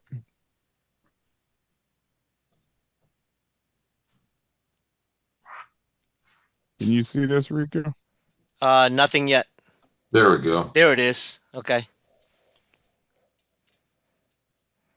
So I ask these questions. Okay, so I go over my intro. If I get through my intro, I immediately go into like rapport building and stuff like that. I'll give them my business card. I want to make sure they have my contact up front just in case we get disconnected. After I do a decent amount of rapport building, I'll go into it and I'll verify. Like in the intro, I'll verify like their date of birth and stuff like that. I'll verify their address, and then I'll go through and I'll give a little spiel about my intro, and then I immediately go into these questions. All right, as a licensed agent, I have to be very ethical and professional at all times. So, Mr. Rico, are you the decision maker in your household? Are you able to make all your financial and medical decisions on your own? Now, if they immediately stop me right there and was like, I generally like to get my daughter involved. Okay. All right. So, Mr. Rico, let me ask you something. As I mentioned earlier, that these are very small but affordable final expense life insurance plans that kind of lost train of thought there. These are really small but yet affordable final expense life insurance policies. If I was able to find you something that met all of your needs and that was affordable, would you be able to set up any type of payment arrangements with a life insurance policy? Would you be able to do that on your own? Okay. So you You asked know, that. and they can either say, So you asked that. It's like without your. Do you do add that without your daughter, or do you yeah, still need your daughter? yeah, would you, yeah. Would you still need your daughter in a situation like that? Or would you be able to do this on your own? Okay. Okay. And they were Hey, like, well, I Forrest, just want advice. Now, could you if it share this depends with on us in how the they, email? yeah, I can. I got, yeah, I will. Just remind me because in a little bit we're gonna have to make some. Here, let me stop my share because my daggum computer is slow. Just y'all send me your emails in the chat, and I'll send you everything I got when I can. Thank you. But yeah, let me pull up that. So basically, those are the questions that I go through. Let me find the daggum thing. There it is. All right. So those are the questions I go for, and based on how they answer, I don't go any further until I get an answer. Okay. If they said, well, I'd still like to ask, my daughter advice or all this good jazz. Okay. Well, I'll say, well, yeah, I completely understand. I have children of my own. But let me ask you, Mr. Rico, most people don't really want to talk about, their father passing away or anything like that. Do you really think your daughter would want to, talk to you about you passing? I mean, I know I wouldn't want to talk to my kids about it, and I don't want to talk to my mother about it. Um, so let me ask you, God forbid if something was to happen to you, and would you think your daughter would be okay if she received a check to pay for your funeral? I got you. Yeah. Yeah. Okay. Okay. All right. So like I said, Mr. Rico, if I'm able to find you something that meets all of your needs and it's affordable, would you want to go ahead and set that up for your daughter? That way, if anything happens to you, she's taken care of. And you no longer have to have this on the back burner. You go ahead and check this off your to-do list, and we can try to get you qualified and help her out to the fullest. Is that something? So you're doing a trial close. You're doing a trial close this Well, early. well, I need to find out if she needs to be involved. If I'm being a little bit aggressive with that, okay? Hmm. If he acts like no, I still want her involved, well then I'm done. I'm not going any further. Okay, Yeah. well let's go ahead and what is her number? Let's go ahead and get her on the phone. And he's like, no, I want to do that right now. Okay, well, I'm done. Yeah. Like I'm not going any further. I'm not asking any other questions. I'm not going through the needs analysis. Okay. So Okay. what I was saying is, and I think this is very important, by the way. We're actually talking, getting experience from other agents, especially dude, you've been there a couple of years. Because I've been in sales for a long time, but this is over the phone is different for me. I've always been, belly to belly. So so this is important for me. My needs analysis was a little different. It's just different over the phone. Um, so what you're saying here is, well, you try to see if first of all they need to have somebody else make the decision aside from them, and if not, then you ask them. You go ahead and do a trial close in terms of it's affordable for them, right? I mean, if this is something you want to do now. Oh,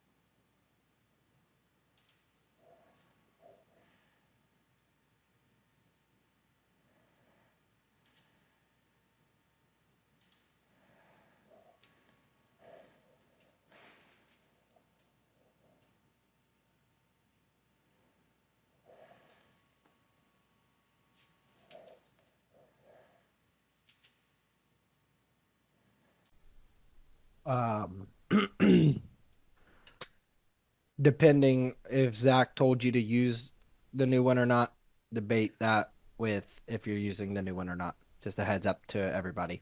I know some people that have been here for a minute that are seeing success don't necessarily need to switch, but nevertheless. All right, so if you got your new script open, I want you guys to go down to the needs analysis. It is page 6 on your script.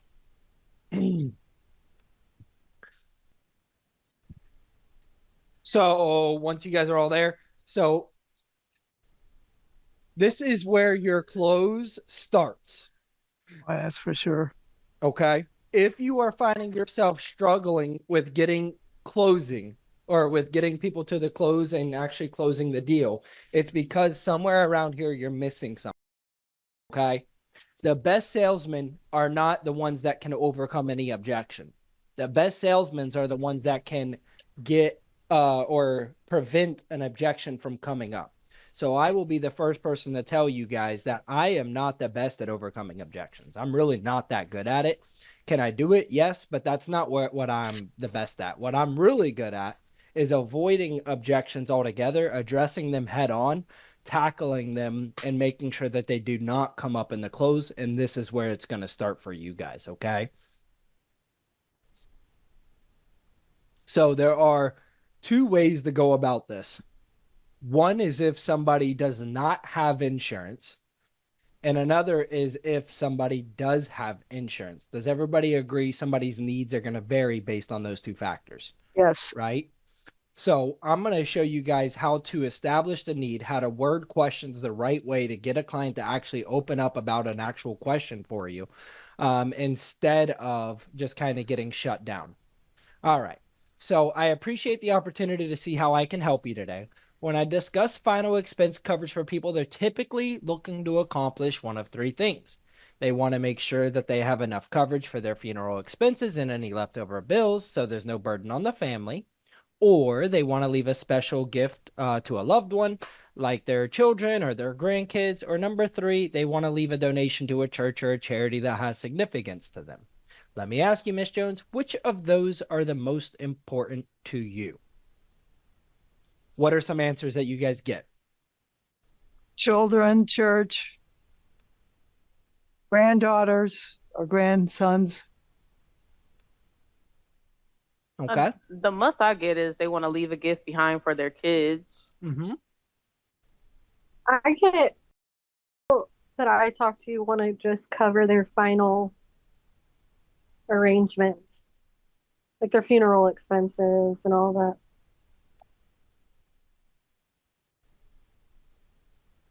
Okay.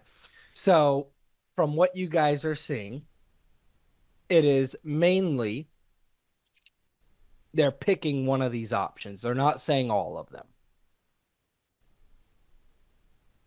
Is that a correct statement? Yes. Okay. So they're picking one of these options. They're not necessarily saying all of them. At this point in your script, you should know if this is existing or if this is first coverage or if they already have something in place. Am I right in saying that at this point in your script? Yes. There's 2 ways to know if this is first coverage or if they already have coverage. One, they gave you an objection in the intro of, I already have coverage, which means that they probably have coverage, right? Reasonably speaking. Or 2, there's a question on here. Now, Miss Jones, would this program be the first money that your daughter would see when you pass? Or do you already have something like this in place, like an insurance policy or a prepaid burial? So you ask that question prior to getting to this point, right? So we get to this point, we ask that question, which of these 3 things do you think are the most important to you? We're going to cover what to do without insurance first. A client that does not have insurance. I'm going to show you guys how to build the need. First things first, if they tell you that it is a special gift to the loved ones like their children or their grandkids, and this is the first money that they see, is that their primary need? Is that their primary why? No. Not at all. They believe that's their primary why, but that is not their primary why. Their primary why at this point is to make sure that their final expenses are covered. Why? Because they don't have anything else in place to cover the final expenses. Okay, so you need to change their answer there. So if I know that they don't have coverage and they go, yeah, I just want to leave a special gift to my kids and my grandkids, I would ask a question like, oh, or I would make a statement like, oh, I think that's awesome. You know, a lot of Americans are not in a position to be able to do that for their kids or grandkids. Although, what's even more important than leaving an asset or money behind is making sure that you do not leave a burden. Do you agree with me on that, Miss Jones? And what is every client going to say? Yeah, of course. Right? What's more important than leaving money behind? Not leaving a burden. Right? So, what's even more important than that is just making sure that you don't leave a burden behind. So, let me ask you, would you prefer a funeral or a cremation? You know this answer. This is part of your needs analysis. You need to know what option they prefer, funeral or cremation. Why is this important to know? One's more expensive. Coverage amount. Coverage amount, right? As an expert, you need to be able to give advice. You need to be able to make suggestions. You cannot give advice or make suggestions unless you know the full story on what a client's actually looking for, right? A doctor does not prescribe you medications without asking you what your symptoms are. Agreed? So, I need to know what their quote unquote symptoms are. What are we looking to try to cover? How many of you guys get, oh, I don't know. I haven't thought about that. I haven't really picked one out yet. I get that occasionally, but the majority of the people that I've been talking to know exactly what they want. It kind of tells you, you know, their expense range when they're like, oh, I'm not getting buried because that's just way out of my price range, you know? Absolutely. So I'm going to show you both factors of this. You need a definite answer. Remember that throughout this entire needs analysis. Everything that you ask, you need a definite answer. I don't know. I'm not sure. Haven't thought about it is not a good answer. Okay. Remember that. If you take away anything from this, take away that. Okay. So if I ask, Miss Jones, do you want a funeral or do you want a cremation? Oh, I'm not sure. I haven't really thought about that. I don't know what the kids would want. Everybody agree that's not a definite answer, right? Right. I need to turn it into one. This is how you do it. Completely understandable, Miss Jones. Again, number one rule of selling is find ground and agree with your client. Completely understandable, Miss Jones. Something like this, a lot of people don't want to think about. Who wants to think about passing? Am I right? So I get it. I know that this isn't something that's on your mind 24/7. Let me ask you this. What have family members in the past done that are no longer here with us? Has your family had a history of doing more funerals or more cremations? Well, my family has had mostly funerals. Okay. From my experience, Miss Jones, usually family members that see funerals growing up, that's typically what they lean to because that's what they're comfortable with. That's what they're familiar with. Follow me? See how I just gave them their answer on which one they need now? Now they know, hey, now I need a funeral. This is what my kids are going to want because this is the only thing my kids have ever seen, right? If their kids have only seen funerals, they're going to be a comfortable cremating mom, right? Vice versa. Oh, they decided to do cremations. Okay. Typically, the kids are going to follow in those footsteps because that's what they're familiar with. They're familiar with going over and seeing the ashes, right? And seeing the urns. That's something that they're comfortable with. So your kids would probably lean towards a cremation. Is that something that you would be okay with if they decided to do that for you? Yes, it is. So now I know it'd be a cremation. So I'm turning their I don't knows into an actual answer at this point. Do you want a service? If it's a cremation, always ask, do you want a service? Again, I don't know. I don't know if they'd want to do a service. Again, let me ask you, have you seen services in the past? Is that what your kids are used to seeing? And again, getting them to give you the answer. Now I know, do they want a funeral or a cremation? And if they do want a cremation, is it a service? of just that one question. Follow me here, guys? Yep. So your script is a base. This is for you to build your empire off of. Okay? It's not a everything in one. It's like a blueprint, if that makes sense. The blueprint on how to build your empire. So off of that one question, I now know all of these different answers. Now, as an expert, I want everybody to write this website down. It is called funerallocity.com. Funerallocity.com.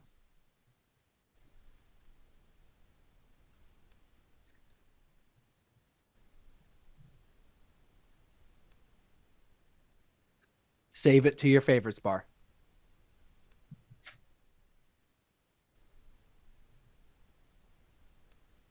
This is what it looks like.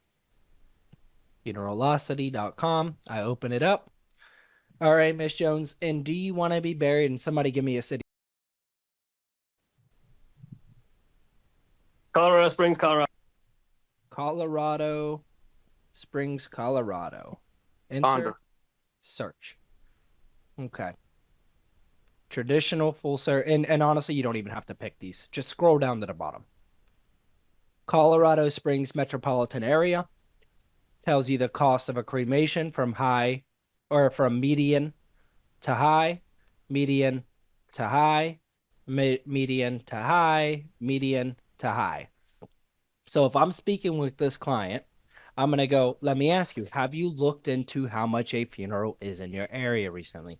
Yeah, I had a brother that died 3 years ago. It was XYZ amount.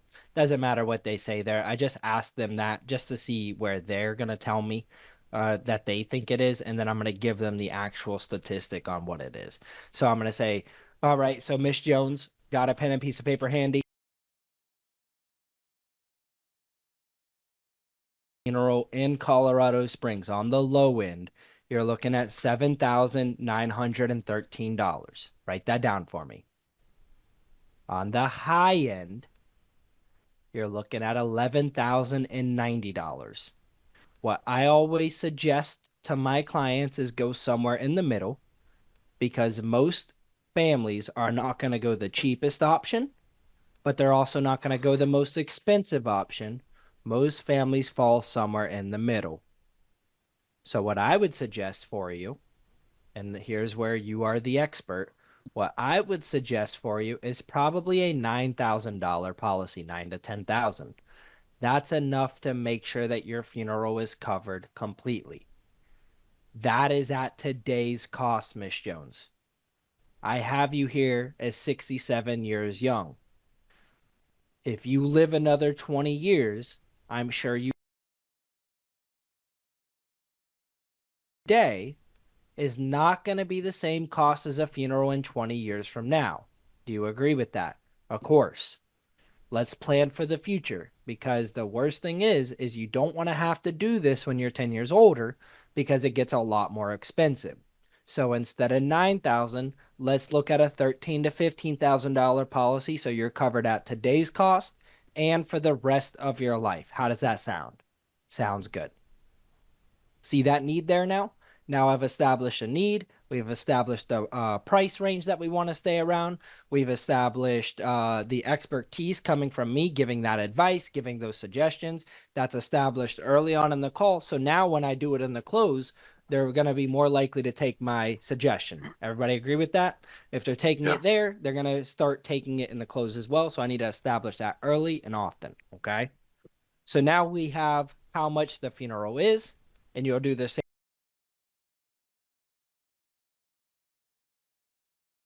Median price, have them write it down, give them a suggestion, plan for the future. Any questions on that so far, guys?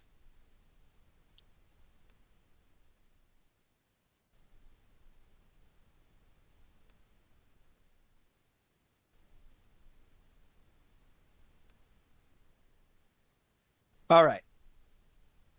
Now, Miss Jones, our primary goal is to make sure your kids do not have to pay out of pocket. Am I right? Yes. If you could, would you like to leave extra money behind for the kids? Of course I would. typical answer that you're going to get when you ask that question. Everybody agree? Of course I would. If it's affordable, I would, right?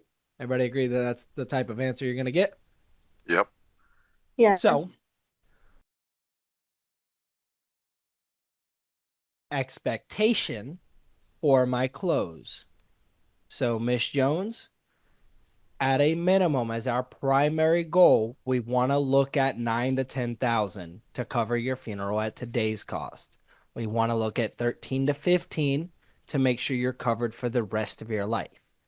Anything over 15,000 is extra money in your kids' pockets. How does that sound? Okay. Now I have a need established, right?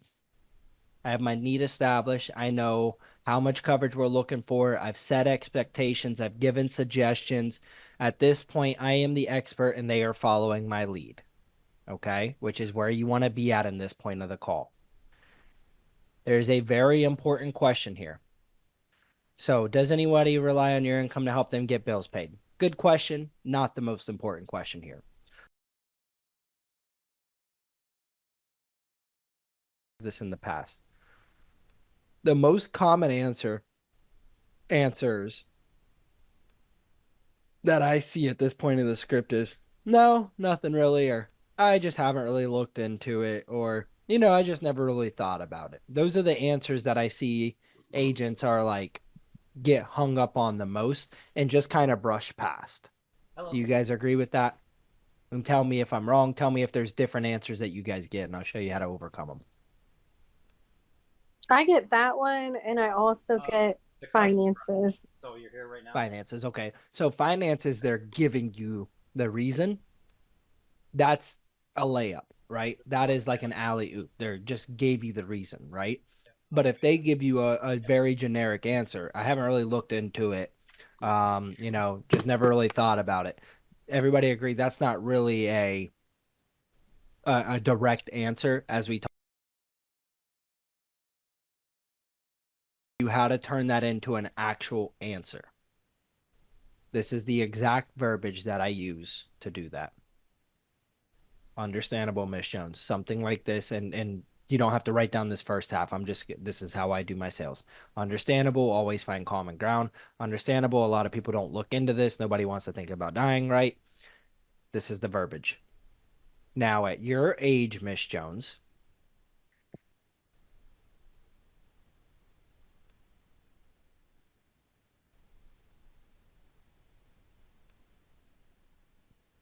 if I could have one fast typer type this up in the Zoom chat as well, that would be phenomenal. Anybody that's a fast typer that wants to do it. Thank you, Cameron. At your age, Miss Jones, you probably get calls like this all the time. Am I right?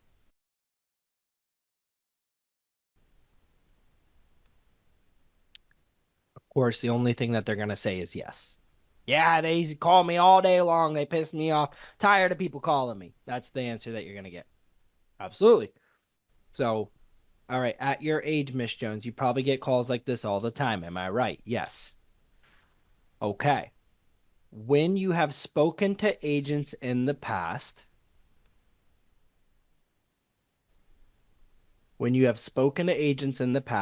what have you found that you liked or didn't like about what they had to offer? When you've spoken to agents in the past, what have you found that you liked or didn't like about what they had to offer?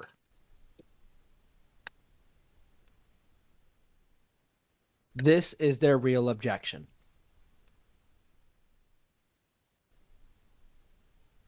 The answer, so get ready.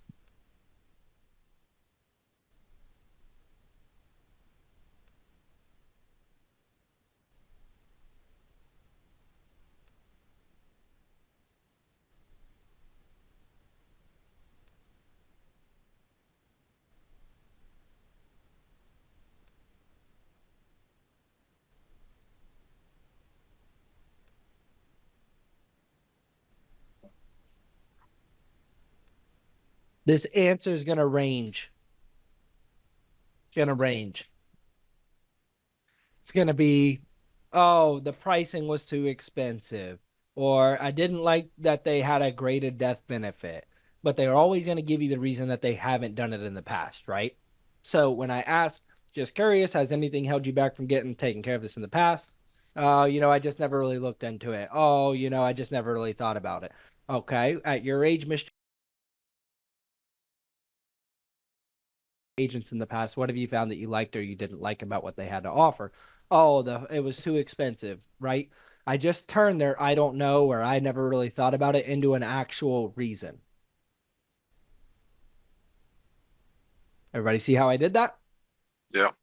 Okay, so now I have a real reason on why they haven't bought life insurance in their past 66, 70 years, 75 years, 80 years old. Everybody agree that's pretty important. If they're 70, 60, or 80 years old and they don't have life insurance, do you think it's just because they never talked to nobody? No, No. right? There's a reason for it. And if you don't know what that reason is, you're going to be just like every other agent and you're going to get the exact same thing at the end. Let me think about it.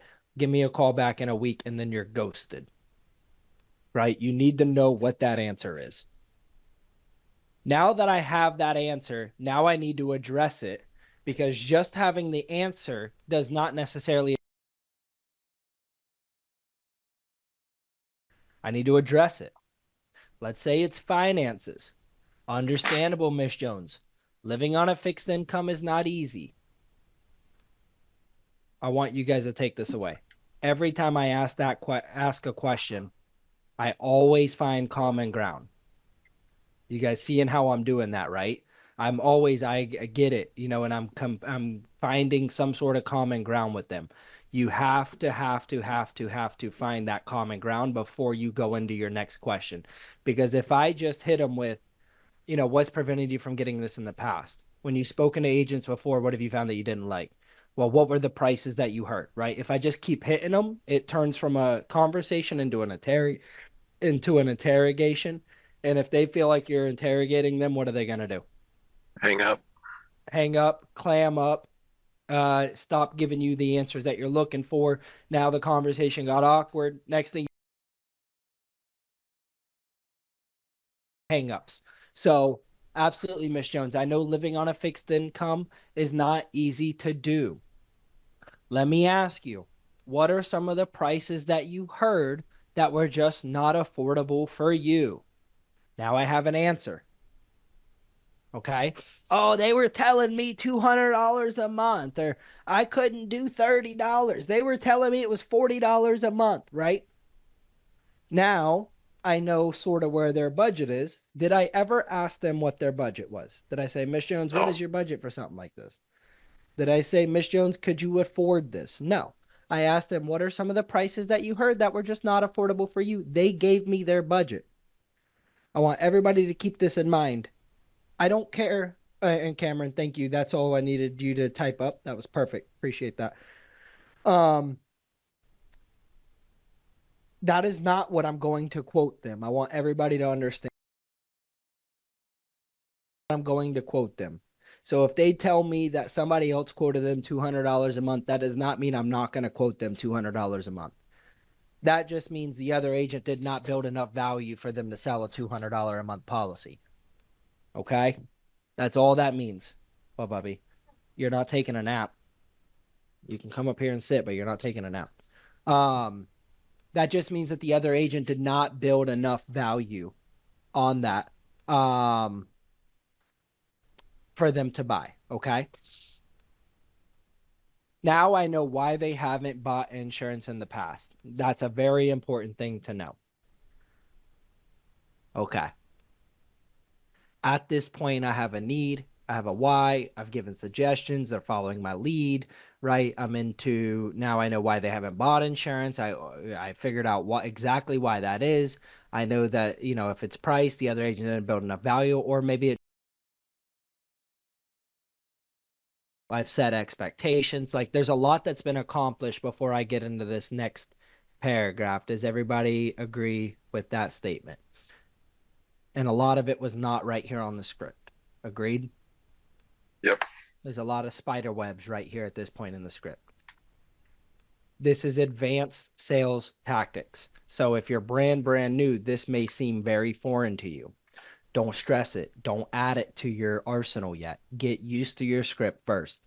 This training is more for people that have been here for a couple months, that are starting to see a little bit of success and just need a little bit extra. Again, if you're in your first couple weeks, this is not something I want you to implement right away because you have to learn to walk before you run. Okay? All right.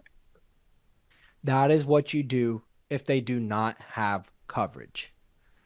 Now, if somebody does already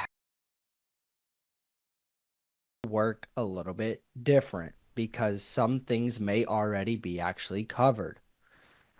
For an example, I appreciate the opportunity to see how I can help you today. When I discuss final expenses coverage for people, they're typically looking to accomplish one of three things. They want to make sure they have enough coverage for their funeral expenses and leftover bills so there's no burden on the family. Or they want to leave a special gift for a loved one, like their children or grandchildren, or they want to leave a donation to a church or a charity or somebody that has significance to them. This used to aggravate me more than anything, and I can guarantee you guys are still facing the same thing that I faced on the phone. I know somebody has coverage, and then they answer that question right there with funeral expenses. Okay? If somebody already has coverage and they tell you that they want this coverage for funeral expenses, and you go, oh, okay, and you just move on past that, you're missing something very vital right there. They already have possibly their funeral expenses covered with their other policy. Everybody agree? So Yeah. if they tell me for funeral expenses, I'm not just going to take that answer and run with it. I'm going to ask some questions. Absolutely, Miss Jones. I can definitely help you out with that. Let me ask you this. What is your other policy designed for? Every time I've ever asked that question, you know what they told me? Funeral expenses. So if they tell you funeral expenses and they already have a policy for funeral expenses, I'm really interested in what you have to offer. Are they just on the phone with you listening? At this point, they're only on the phone with you just listening. They're probably looking for a cheaper rate to see if you can beat the other price, right? There's no real need there. They already have it covered. You're offering the same coverage. You're literally offering something for the exact same reason. So I need to get a little bit deeper in this. Okay, Miss Jones. At this point, you should have done your policy review if they already have coverage. Policy review right here. Stop, Ashton. I'm touching it for a second. Don't touch. Hey.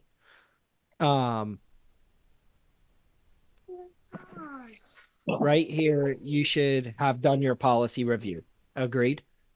Will everybody let you do a policy review, though? No, they will not. No. Right? Some people don't even want to tell you how much coverage they have. Right? They definitely ain't going to tell you how much they're paying. That feels like a sales tactic wanting to know how much. So, if they won't let you do a policy review, you don't know how much coverage they have, you don't know how much they're paying, but you know that they have another policy, and they tell you that this is for final expenses, and you ask what is your other policy for, and they also tell you for final expenses. At this point, you're kind of between a rock and a hard place, right? You don't know. Here's how you get that answer out of them without asking. Do you want a funeral or a cremation, Miss Jones? I want a funeral. Go through exactly what I just showed you guys with funeralocity. So do you guys want it? Do you want a funeral or cremation? I want a funeral. Go through your funeralocity, the whole spiel. Break it down for them. Show them how much it is. Now, how much do we have to go towards this already? How much do we have to go towards this already? They will spit out how much coverage they have right then and there. No hesitation, no kickback, no nothing. Because again, I didn't ask them how much coverage it was. I said, how much do we have? Go see mommy. You're playing around too much on daddy's computer. How much coverage do you have to go towards this already? Once you get that answer, now you know how much coverage they have. Now, if they tell me anything over what a funeral cost, Let's say we use the same example. Let's say they needed 15,000. If they tell me they have 20,000, does everybody agree they have enough coverage to cover the funeral? Yeah, Yes. right. So if they're telling me that they want this policy for a funeral, At today's rate, they have enough. yeah, but let's say it's 9,000 like the previous example that I just shared, right? It's 9,000 at today's rate. In the next 10, 20 years, it goes up to 15, 17, and that's enough to cover them the rest of their life. I already said that to them. And now they tell me they have a $20,000 to go towards it. You can't really sell funeral expenses because they already have enough for their funeral expenses. Everybody agree with that? So if I try to sell them a funeral expense policy, am I going to get very far? It's either No. cheaper, at that point or it's not. And realistically for somebody to buy a different policy, it'd be like if I told you could trade in your car right now and I give you a $10 a month cheaper monthly payment, it just wouldn't be worth the hassle. Everybody agree with that? Yeah. Right? It's just not worth the hassle of going through all that paperwork again to save $10 a month. So even if it's cheaper, it'd have to be enough cheaper for that to actually make sense. It makes it a little bit difficult, right? So I need to find out what their actual need is for them being on the phone with me today. So, Miss Jones, kudos to you. It looks like you do have enough to cover your funeral cost. Congratulations. Let me ask you, what are you looking for this policy to do that your other policy doesn't do already? What are you looking for this policy to do that your other policy doesn't do already?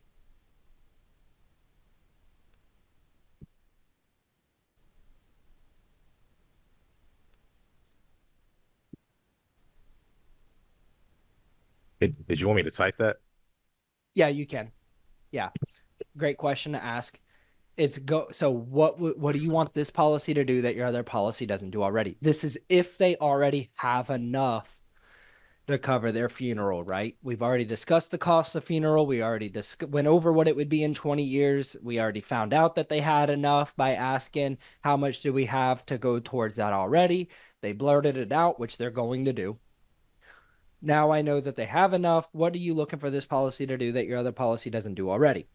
Now, at this point, you're going to get a really good answer or you're going to get a really bad answer. And I'm going to show you how to accomplish both because I don't want you guys getting stuck right here and then losing your phone call.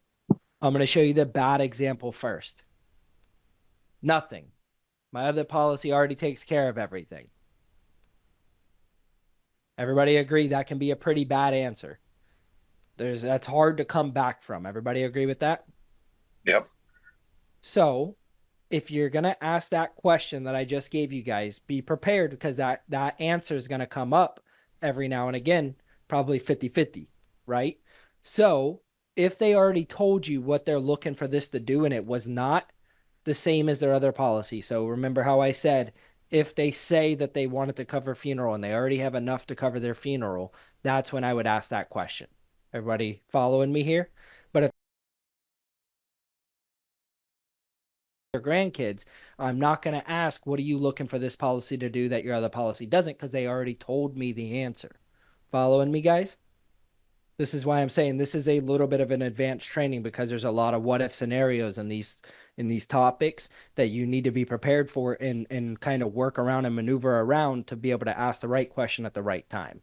So I'm not going to ask, what do you want this policy to do if they already gave me the answer earlier in the phone call? The same way that I'm not going to ask what's prevented you from doing this in the past if they already have other coverage. Everybody agree that's a smart thing to avoid to ask if they already told you I have coverage already. That makes it seem like you are not listening to them, and if somebody's not listened to, are they going to buy from you? Not at all. Not a chance in heck. If you're not listened to, you're not buying. Okay? Please. Say that one more time, Miss Geneva. I'm sorry. Just the last part. Can you repeat it? Yeah.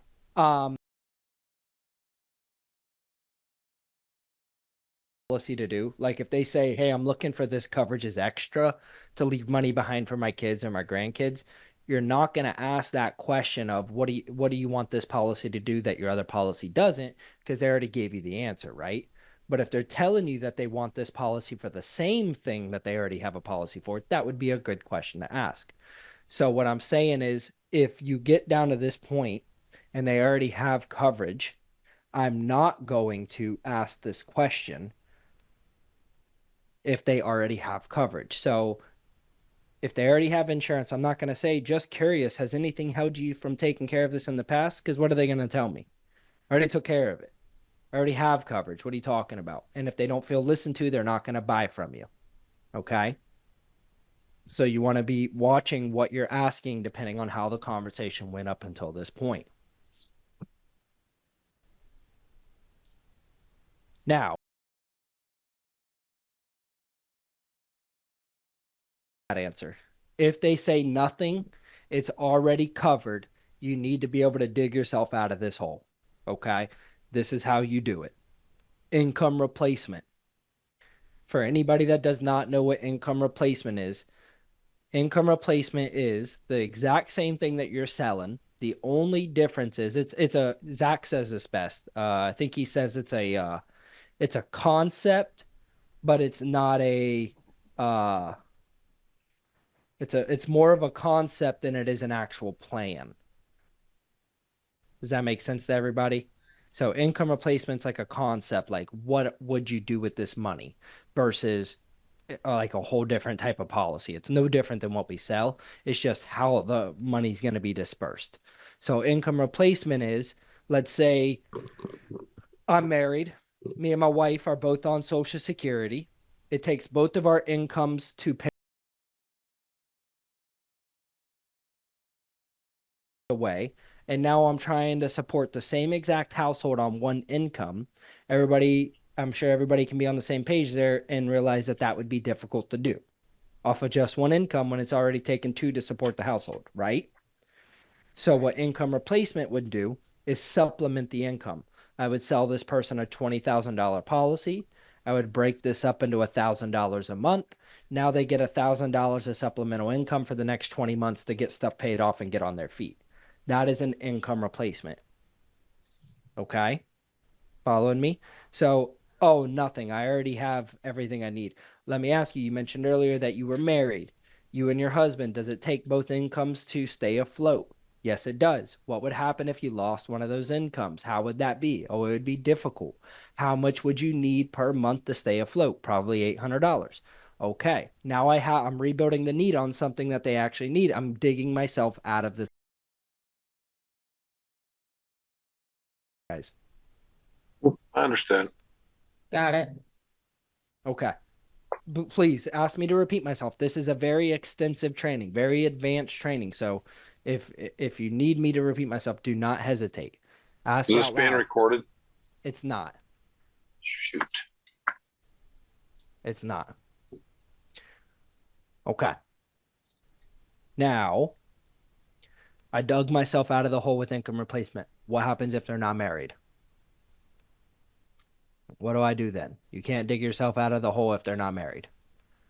Next thing is, I need to tell a story to dig myself out of this hole. Miss Jones, earlier you mentioned that you have kids and grandkids. Here's a story that you guys can use. You don't have to pretend like it happened to you, but it did happen to me, and you guys can use it. My grandmother used to buy $50 worth of bonds on Christmas. So $100 a year, birthday, Christmas, every year, $50 bonds. She died when I was 14.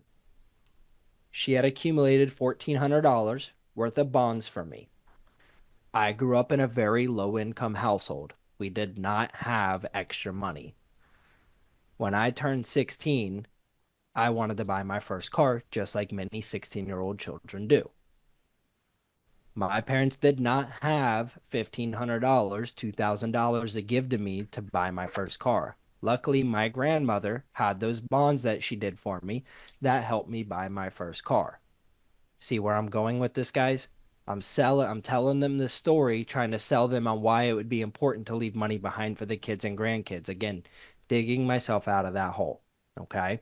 So I'm telling this story, and I would say to Miss Jones, how would it feel to do something like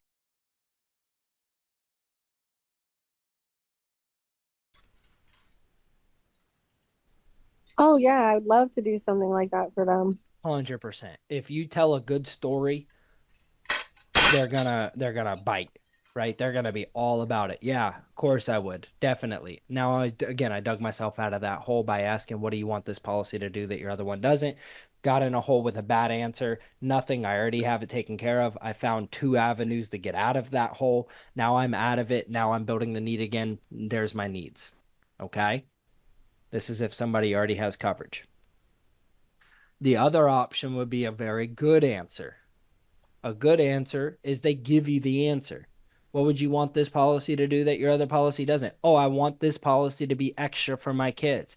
I want this policy to be extra for my grandkids. Everybody agree that's a good answer, right? They're giving you what they want it to do. They're selling themselves on the policy. That's perfect. Now that I have a good answer, I want everybody to realize that there is more to be done here. If they say they want extra money behind for their kids or grandkids, have they sold themselves on the policy yet? Not quite. Nah, no. Right? They have not. They just gave you a reason on why they would buy insurance. But is that need, is that urgency strong enough for them to actually make a decision yet, guys? Not No. yet. Not yet. Why would it be important for you to do that for them? This is their urgency. This is the reason. Why would it be important for you to do that for them? Oh, well, I take care of my grandchild. She lives with me. Her mom, was addicted to drugs,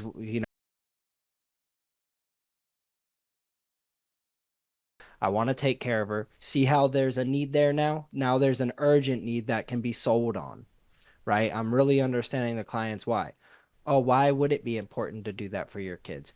Well, two of my sons are doing very well for themselves. They got great jobs. They're really took off. But I got another son that, he's not really ambitious. He's just kind of, skating through life and he's needing stuff all the time. And, he came to me and he's asking me for money. So I would like to leave him money.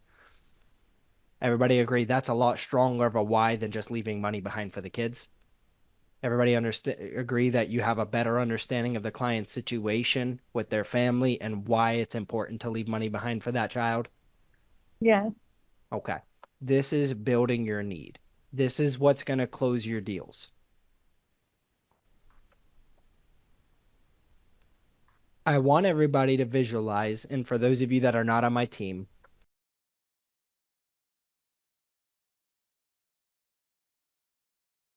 I want you to think of this as a jack in the box. Does anybody not know what a jack in the box is? Any young folk on here that don't know?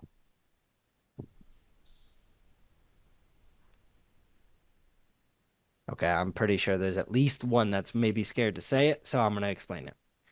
A jack in the box is one of those old toys that had a wind on the side of it. And you would wind it, it'd go bam, popped out and scared the hell out you. Okay? That is a jack in the box, okay? When I'm building the need, that is the only thing that's going through my mind in my needs analysis is when is this need going to pop and scare me? When are they going to show what they truly want this policy for? As soon as that jack in the box pops up, I know I found the need and it's time to move.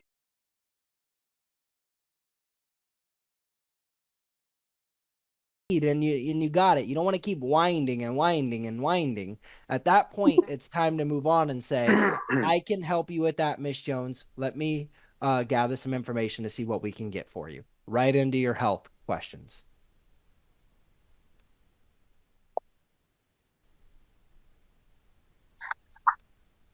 Okay. That is your needs analysis. Questions on that?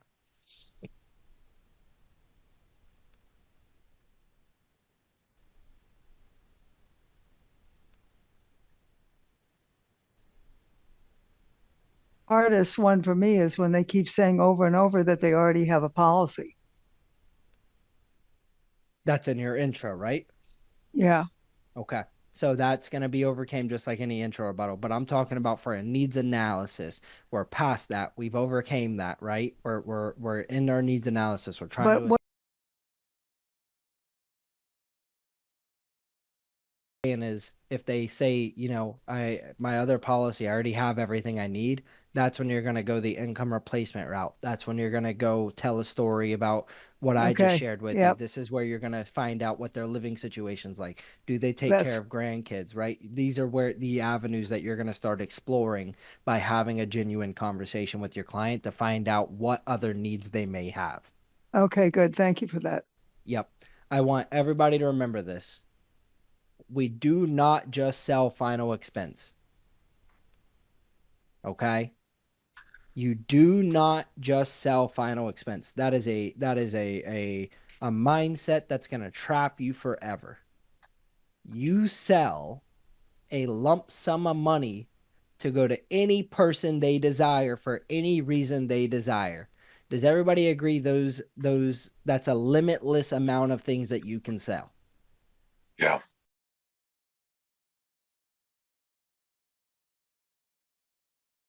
Expense, you're only going to close a certain amount of deals every week. But if you just sell a lump sum of money, if I said, Keisha, and I'm just using you because you're right there. If I said, Keisha, I want you to go out into the world today and I want you to sell somebody $20,000 for any reason that they want, you talk to 200 people, right? You're going to find all these different things that they could use 20 grand for their family, right?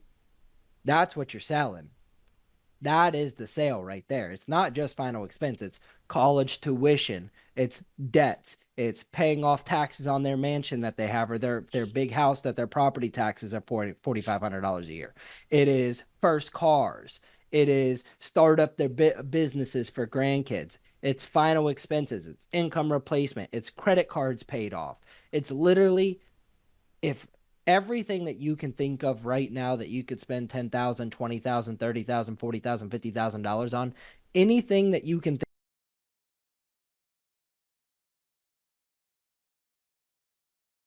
things that you can offer to somebody, these are your needs. These are why a client would buy insurance from you, not just final expense.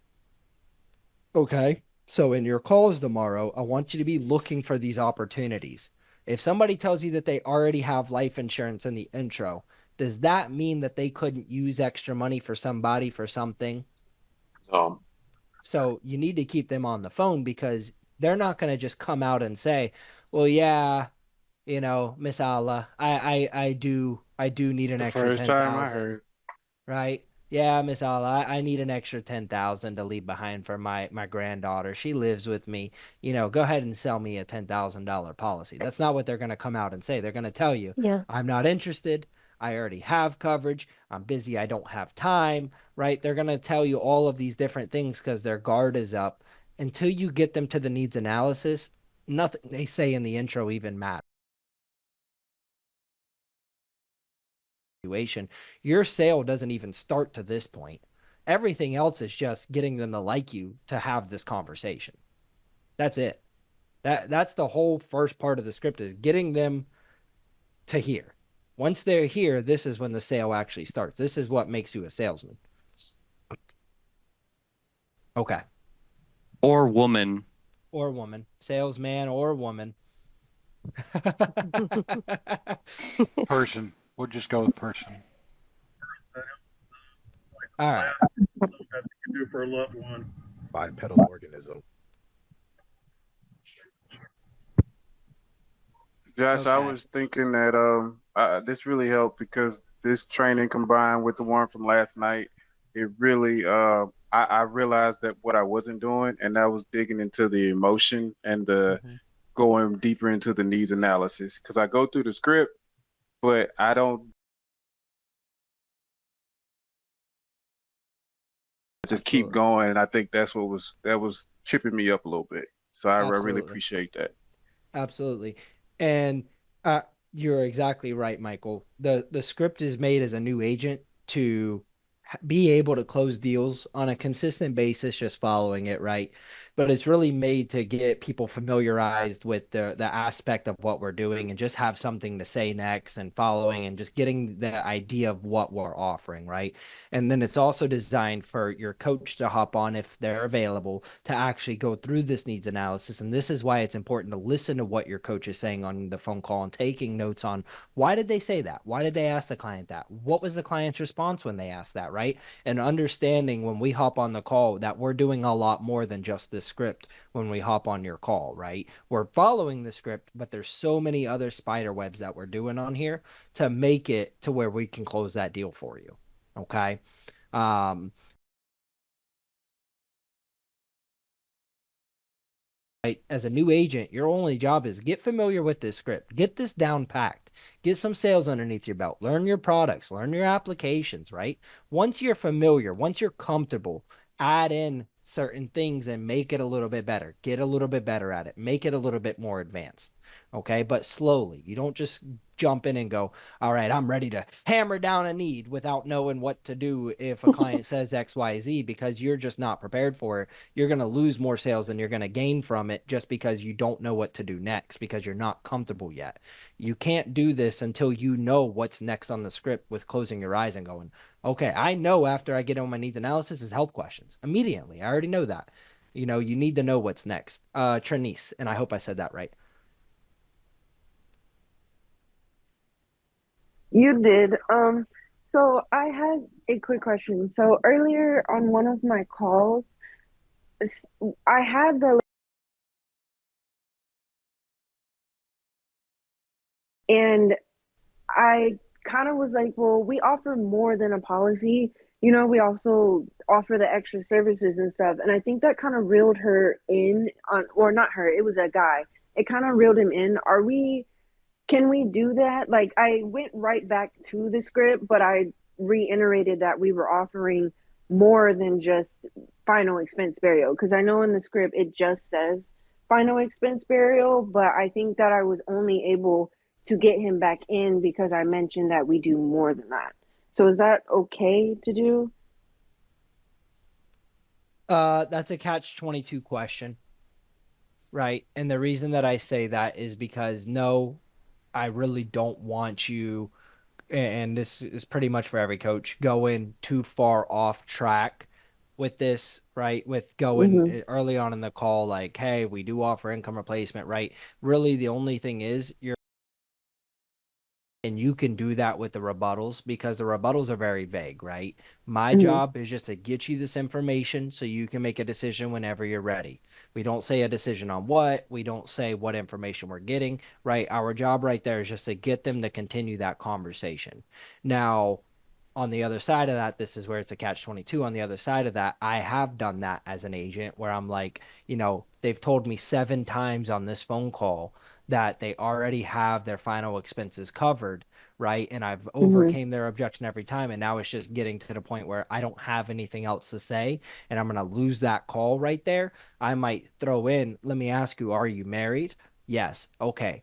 Do you and your wife pitch in to pay the bills? And I might go an income replacement route right there or go a different avenue. Yes. So it's kind of like catch 22. I would say exhaust every option that you have first just to get them to continue first. If it's like you're about to lose in this because so many agents give up before this point that it's crazy. Um, they don't give it 6 or 7 times, and I'm sure everybody can agree with me on that. You're probably guilty of it today at some point, everybody here, right? Where you didn't give it 6 or 7 times and you let the client go. But if you're at that point where you're getting several presentations in a day and you're getting people and you just can't get that call to go, yes, do that. Because But I like I want didn't necessarily give him like any specific amounts. It was more of like I just mentioned that, we offer helping with more than just funeral expenses. Like, yeah. we offer helping with finding out about cremation and stuff like that. And that was kind of, I feel, the only reason why he heard me out, because I guess no one else had offered that extra help. But I didn't want to do that without confirming that that was okay. Like, it worked in this situation, but I wanted to double check to make sure we set on everything burial is, and they don't want to hear me out, if we're allowed to kind of mention Correct. that we do offer Yes. more. Yes, ma'am. Yep. Okay. So I love the way you worded that. And to answer that with an absolute yes. If you've exhausted every other option and the call will not continue, yes. Okay. Thank Okay. you. Yes, ma'am. I kind of made that mistake earlier. It was like the lady was just hammering at me and I kind of panicked. But with him, I was like, well, I'm not going to really give you the chance to tell me you don't need this because you don't know what you don't need. Exactly. So when I mentioned the other benefits that we offered, like the whole Everest thing and whatnot, he Yeah. was more inclined to listen because I'm guessing no other company has really offered that service.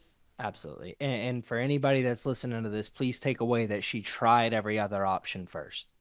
Right? That's the key thing to take away from. Don't just jump into, hey, I already have coverage. Well, we do offer other stuff, right? You don't that's what I don't want people to take away from that. That's why I was a little nervous to answer it because I know people aren't doing everything that they already can. So no need to try different stuff if you're not already doing what you're supposed to do. Follow me, guys? I want everybody to understand that. If I hear that on a Got call, it. I'm going to pull you immediately and go, "What are you doing?" Right? You're literally running through these leads, wasting them. Like, what are you doing? You want to go back to B leads, is what I'm hearing. Right? So that's exactly the answer the thing you're gonna get from me. Now, if I hear your call and you're like 6 or 7 times hitting them with rebuttals, and then you're like, listen, I do offer income replacement, they're like, oh, what's that? Okay, cool. All day long, have fun with it.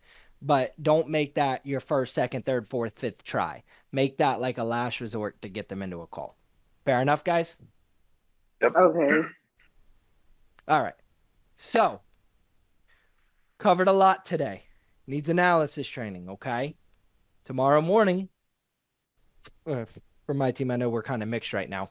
But tomorrow morning, what we're going to do is we're going to go into role playing this and practicing this just like we have the past couple of days. So be prepared to bring your A game tomorrow morning to be ready to implement this with somebody on the phone to practice it before you get a live client, okay? And then tomorrow we have some good trainings lined up to kind of piggyback off of what we covered today. Fair enough? All right, guys. Sure. On that note, before everybody starts dipping, you're at one of two spots for the day, and it's not tired.